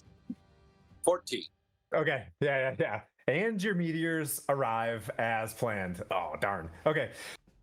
But the door is still locked. You can keep traveling downstairs. You want to head downstairs? Yeah, I'm going to go down the stairs. All right. You go downstairs. You can see where the door is that leads out to the stable, where you hear someone outside going, huh? And it does sound like your friend Flynn. And that brings up Plint. You two, farther down the hallway in an L-shaped, kind of hallway. The girls got the two, window-looking ones. Your windows are looking out the back of the establishment. You can come out and run and follow Heineken. And if you get out, you can see him traveling with his meteors, or you can go to the sound of Sonia's voice that woke you up. I'll go towards what's the quickest way of getting to obviously I've been here before. I've been here. What's the quickest way of getting to the courtyard? Probably downstairs and out the door, which would take you could go, if you dash, you could get out and get out there. I pick up my shield and hammer, leave my gleaming armor just there, just out of reach, and I run down the stairs in my pants. Okay. Underwear for you guys. Literally just my shield and my hammer, and I'm just pegging it down the get into the courtyard. Okay. You make it out there, and you see one troll climbing up into what you think would be Sonia's room, and one troll handling Flynn. Do I have? Was that my move and action? That's a dash. Yeah, so that would be a dash to get out there. Yep. Okay, in that case, then I use a bonus action to cast Spiritual Weapon. Okay. And obviously they've got a hold of Flynn, so he's my primary person at the moment. So I basically cast my spiritual weapon the other side of the guy that's floating Finn, and I get him to hit, which is 23. A hit. And that's 9 points of force damage. Okay. All right. Flynn, you're getting clawed up underneath your ribs, then your friend's hammer shows up right on time and just bashes this thing in the face. You can tell it took all of that damage. And that brings up you. As you scowl at the dungeon master as I to grab my loot as I'm reeling back from the pain. I'm going to play a couple of notes using just verbal. Play a couple of notes, and Caudle would be the only one to hear it. It sounds like a orcish death chant. Casting Dissonant Whispers on the troll. Okay. Which is a wisdom saving throw. Thanks for the follow, Druzy. Here we go. Hey, thanks for the follow. Rolled a nat 1 on this one. As it's doing this, and you're just like, orcish music. I don't know. You know what I mean? I don't know what song. So yeah. Oh, okay. It's very throaty. on a failed save, it takes 46 because I'm upcasting it. Psychic damage and must immediately use its reaction if available to move as far as its speed allows away from me. Okay. Super tight. It doesn't move into. It failed. It's like screeches and takes 46.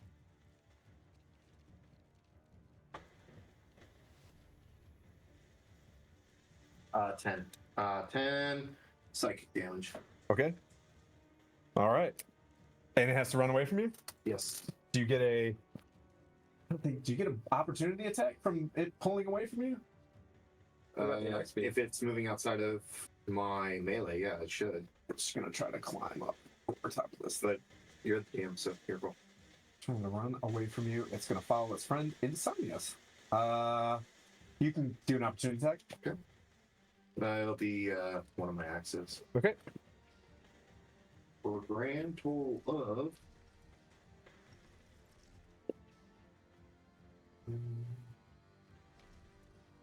15 to hit.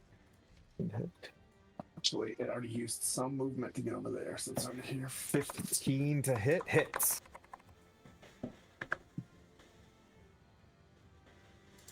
It is 8. 8 slashing. All right. Alrighty.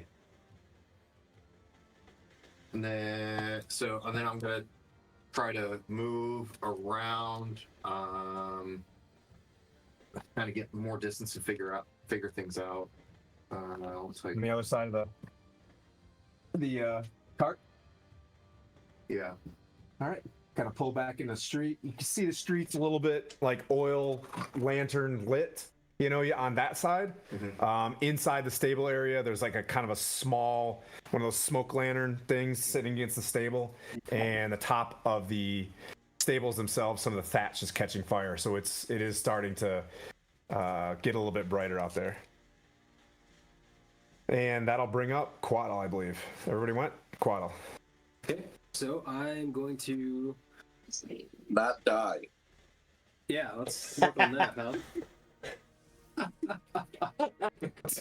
He loves this joke so much. You can tell. Well, he has 11 KOs, so.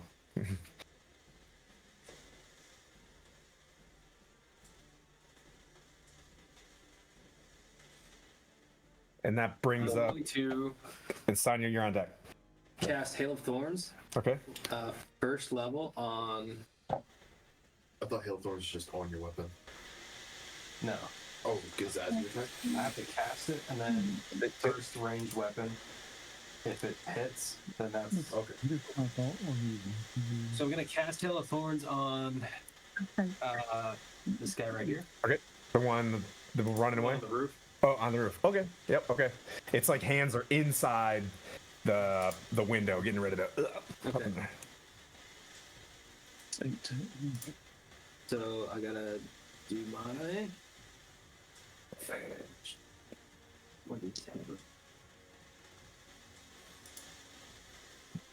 All right, so I have to take my attack first to see if it. Yep. That's your smite, kind of. It's on a hit. Yep. Oh, yeah.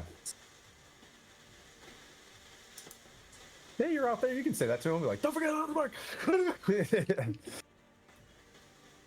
Slayer's Prey. There you go. Okay. Bonus action Slayer's Prey. Yep. Same guy. Yep. Give it D6, I can bump. Yeah. And then you roll to attack, right? Yep. What'd you hit? I did not roll to attack, sorry.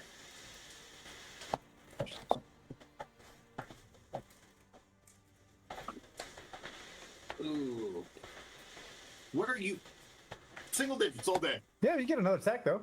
He's got 2 hits, right? He's a ranger. Does he get... Attacks per action. Yep. You can try it again. Unless, maybe a 10 hits? No. Didn't think so. That's not. Another arrow flies overhead.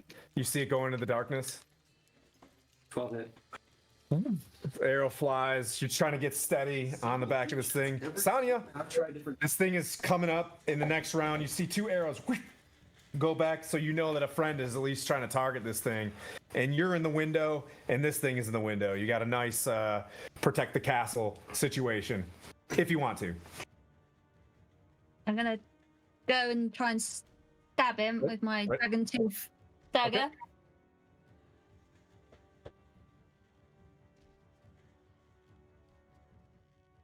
27 to hit. 27 hits. Yes. He's like text. Time. 9 damage. Okay. Right, you poked him right in the face. Yep. And I'm gonna bonus action disengage and Okay. get to the other side of the room because obviously I can't open the door yet.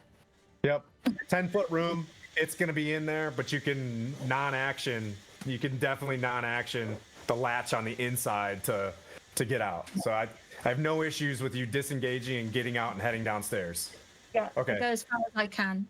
Yep. You'll be in melee with him on this round. Like he'll be able to catch up to you, but you can do that and get to the top of the stairs. Okay. Blandina, you hear all this boom, boom, boom, boom as well. That troll like gets in there, it squeezes its way. And in fact, I'm gonna give this thing, it's not gonna be able to get to you this round, but it gets its body inside this place and it gets to the top of the stairs. And it's coming, it gets to your doorway. So it's out of reach on you on this round. And the other one, it's got to make another save, I'm assuming? Just for that turn. Just for that turn? Okay. It gets there, turns around, comes and climbs up at the ranger. As I look through its 2 claw attacks. Its claw attacks. The first one, you see you shot twice. This thing turns around and comes to swipe you, and you deflect it with a bow. Somehow you hit one of its nails, and the second one is a 18 and 7 is a 25 to hit. Hits. That's 10 piercing damage as its nails jab into your side, and then it's going to take a bite at your thigh, and that is a 23 to hit. Hits. And that's 6 piercing damage as it bites at you. And you guys are in the fray. And that brings up Blandina. Blandina, you were inside your room, I believe? Correct. Okay, you hear something massive, pound, pound, pound, pound, inside Sonya's room. And you've been hearing footsteps heading downstairs. I'll poke my head back out the window and where was Coatl? Coatl was inside the wagon, I believe, and this thing is like inside the wagon with him too. Okay, gotcha. And then that other troll is inside. Yeah, the other troll, made it inside. How far away from each other would they be? The two trolls? Yeah. 40 feet now, I'm guessing, because it's Okay. upstairs inside the window next to you. That's totally It's cool. in this room. Totally fine. Yep. Then I will reach out the window and throw some verbal remarks and cast Tasha's Mind Whip on the one hitting Coatl. Okay. Needs to make an int save of 15.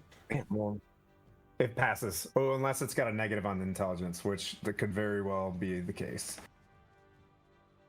-2. And it's got a -2 intelligence, and it doesn't save. Haha! So it takes 14 psychic damage. Okay. And it, on its next turn, it can only move, take an action, or a bonus action. Got it. It can do the one thing. Got it. It can only do one thing. Yeah. Okay. That's it. Mind Whip is so nice. It's such a nice spell. And Is that one on the roof or the one nearest me? Nearest you. Yeah. All right. That brings up Heineken. Unless you want to move. Do you want to move? I feel safe in the room right now. Okay. Yeah. Definitely feeling safe for now. For As now. the troll's like, is that pumpkin spice? All right. That brings up Heineken, then Point. As we speak. So I'm down the stairs and I'm running towards the action. Okay. What do I see? You run downstairs. Point bursts through one door and the second door. If you want to follow him, you can get outside the door. Still have 20 feet of movement left. You see a troll attacking Coatl. You can also hear something straight back upstairs. If you look up the stairs from where you're at, you can see a troll's head getting ready to move towards Sonya. Like it's like scrambling. It's trying to fit through this door. Like you can see it about to break the frames, trying to come out. Does that make sense? 3 U.S. forces dying. Yeah. Hi, Dan. Hey, thanks for the raid, Odin's Eye. Welcome, Raiders. Hey, just in time. I'm killing the party. So, to the troll attacking Bottle. Yep. You know, you get a stop picking on my friend. So firebolt, 14. Oh, that misses. Okay. So bonus action. 2 of my meteors peel off. Okay. And the troll's got a dex save of 13. As 2 meteors go hurling towards. One definitely hits, and the other one misses. Okay, so the one that hits, he gets 10, and the one that misses, he gets 4. Okay. So 14 total. Yep. Okay. You can see these things hitting as like the fire hits it, but you can also see out of the corner of your eye like one wound does seem to be like getting smaller. Let's see. That brings up Hannigan Point. Spiritual weapon and half naked dwarf. Naked dwarf. Oh, you said you had pants on. Okay. Yeah, I've got underwear on. That's it. Okay. It's dwarvish pants, so it's a banana hammock. the Felbar of the loom underpants out there. I sort of hold my holy symbol and bring out my spirit guardians just to upset the DM. No, it's great. It's great. It's super awesome. Where are my spirit guardians? Oh, they're back there. I don't know. Yeah, you can do your best if you want to. Don't worry about smashing this thing. I'm gonna tear it apart as soon as we're done here. He's here now. Yeah, right. And this guy's in the inside, so he's just cruising around. All right. What do I need to do? Make a wisdom save. Wisdom save, please. Big time. Okay. Yeah, roll some dice. Oh, that's nice. 19 points of radiant damage. Yikes. Okay. Okay. And then I'll step forward towards my friend Flynn that's getting attacked by the other one, so he's in my spirit guardians as well. Okay. Yep. One's being attacked. Yeah, Quaddle was the only one being attacked, but you hit him. Bottle, yeah. Yep. Do you want to use your spiritual weapon? I will do in a minute, but as I walk forward, the other guy gets in my spiritual weapon, my spirit guardians. I got you. Is that a wisdom saving throw? Oh, that's right. You got him. I'm gonna say so when you turn it on, does it hit the one upstairs? Is what you're asking? Yes, it does, because it's a sphere. It does pass, so do the half damage on that one. What was it? 20? So yeah, been 9 or 10. Yep, okay. 9 actually. Yep. So hits him, and then hits that other one. The other one's looking pretty rough. Spiritual weapon? My spiritual weapon hits it. And then you're up. And there's an 18 hits it. 18 hits. Oh, nice. 11 points of force damage.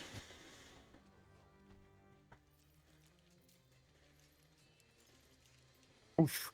It's looking, as you move this forward, the spiritual weapon smashes. You always want to have a troll with one arm fall off. The arm falls to the ground and kind of slithers a bit.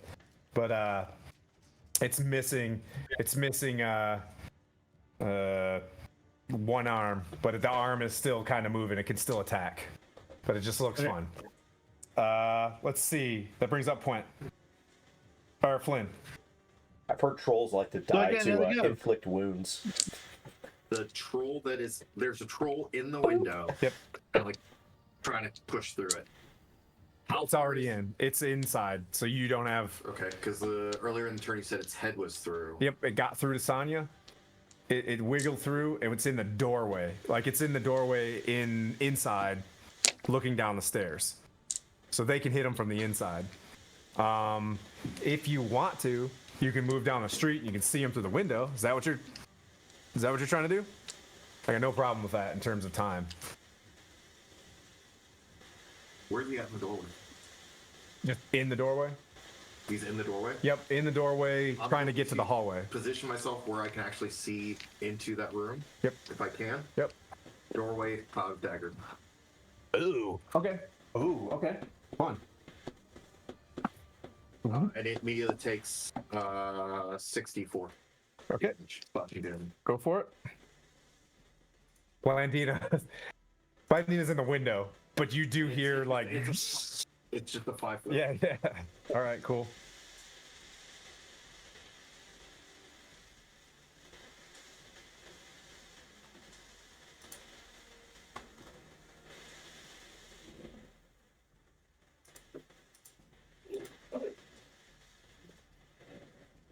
Uh, 18 slashing damage. And it's going to remain there as long as I maintain concentration. The cloud daggers. Yep. Daggers, yes. Okay. That brings up Quaddle. You're standing face to face with this looks kind of confused troll. Its arm fell off from the spiritual weapon that just came over and blasted it, but the arm is still moving towards you.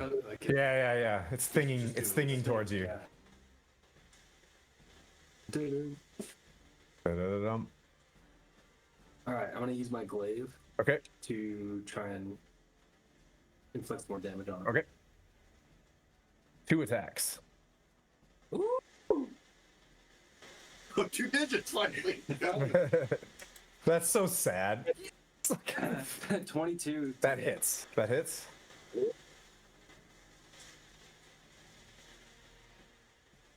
That is 6 damage. Okay. How do you want to do this? I'm gonna take its head off. Just Okay. baseball bat. Yep. All your rage of getting killed, you just wanted to end this as quickly as possible. You saw some cuts in there, and with the glaive, you chopped its head off, and it looks at you and is like still like blinking, and it's on the ground, and it's trying to bite at you a little bit, and then the body just falls over, dead. Well, as a troll does die, of course, but that's Josie. what do you want to do? So you have movement and 1 more attack left. You see, So the other one's inside. you can see light moving around from a candle that's inside Sonya's room or whatever. Yeah. But you could see if you move to the side of the wagon, you could get a shot at the back of this thing while it's being held by the daggers. Okay. I do that. And then you're up, Sonya, on deck. It's coming through the doorway at me. Yep, you're on deck. He's gonna finish his last attack. 17 to hit with the longbow. Hits.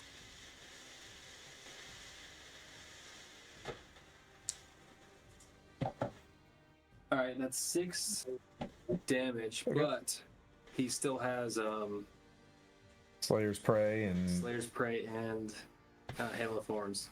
okay. So for Hail of Thorns, Which is weird because it's happening inside of a room. This is magic. I think I liked it with Neverwinter, where just a cloud came over top of their head and a whole bunch of arrows just fell. +5 for the Hail of Thorns. Okay. And for Slayer's Prey.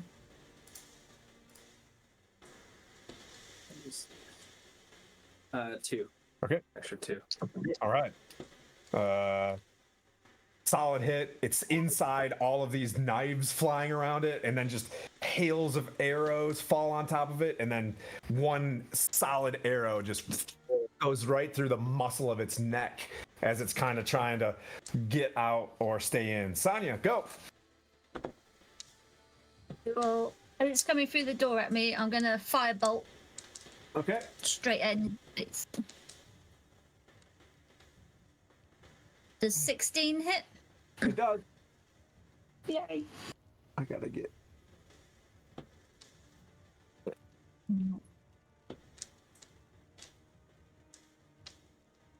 17 points of fire damage.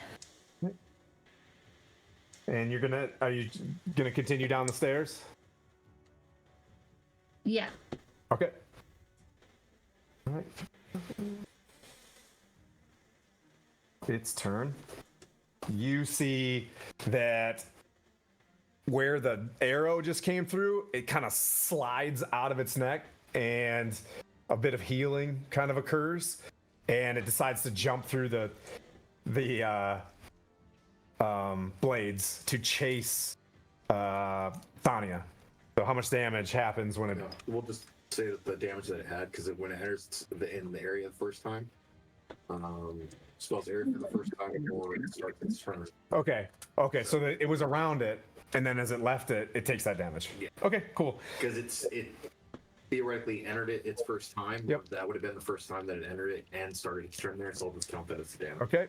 It bounds downstairs towards Sanya and makes its 2 claw attacks. Oh boy, Sanya, welcome to the team. We got a nat 20 and a. No. Let's see if we barbs that. Oh, you have silver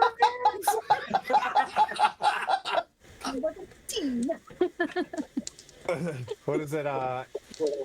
So that will end up being a 14 to hit. Hang on. Silvery Bob is a reroll, correct? Yeah, that misses. All right.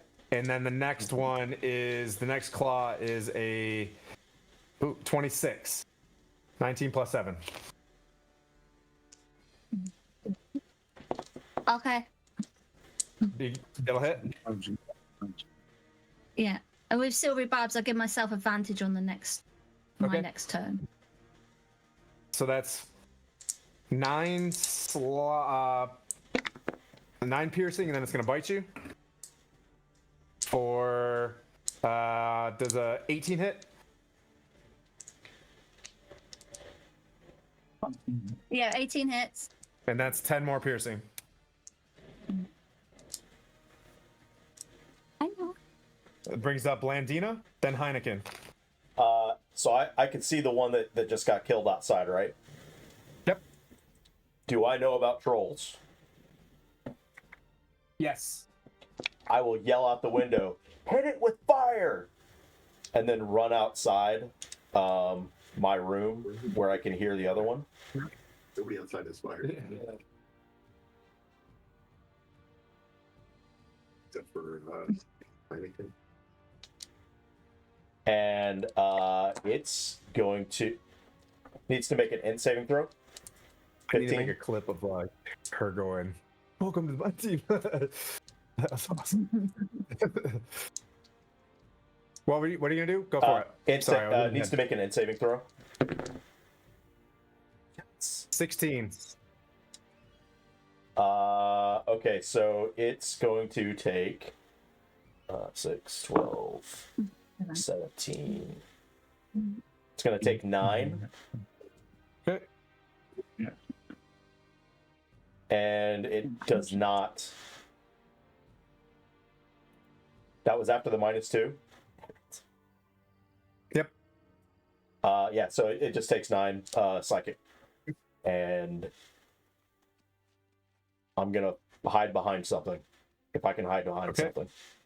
Heineken, you're still in the door frame. You see this thing bound downstairs and take slashes. It takes this big swing, and it's like grinning like it's gonna crush Sanya, and she's like, "Suck!" And she throws a player's handbook at him, and the player's handbook like stops all of the damage. Yeah. Anyways. Actually, I believe Silver Barbs comes from Tasha. Tasha's, yeah, she pulls a module out of her pocket and throws and blocks it. Very well played. My first player that has silvery barbs. She pulls splat books out.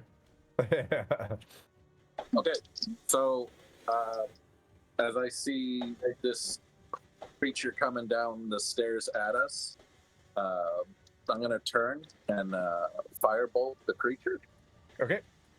Natural 20. Nice, dude. Yeah. I mean, if you pick it up and show me. Natural 20. Me too. On a D8. On a D8. Look, nat 20. Totally getting a die 4 with all on it. So 2d10 plus 20. 24 from that.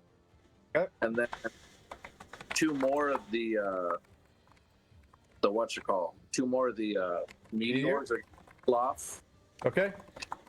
as a bonus action attack. It passes one and fails one. Okay, so it's gonna take 8. Oh, that's enough. How do you want to do this? I want it to be very. So I started blasting. Yeah. Kinda turn. The rest of the meteors hit this thing, engulf it in fire. You guys quickly grab, a candle and start lighting the rest of the trolls on fire. As Tamlin walks downstairs, and she's just like, "These attacks are becoming more and more common." I'll tell Why you. didn't you tell us, To stay the night. why didn't you tell us this was going to happen? Well, how would I get you to stay here for the night? But I would love for you guys to stay here for free if you can help me with this troll problem. Looks like we just did. And that's where we'll pick up next week. We just did. Yeah, we just Or took care of actually, it. it's actually going to be like the 20-something of the month. You guys are going to skip 2 weeks. It's going to be a couple sessions before you guys are back because we got Super Bowl one-shots. Yeah, it'll be in February. Yeah. Yeah. That's why I have a party of 9 to make 4. But if you guys hang on, I'll be back up on Lord Gazumba in a couple hours.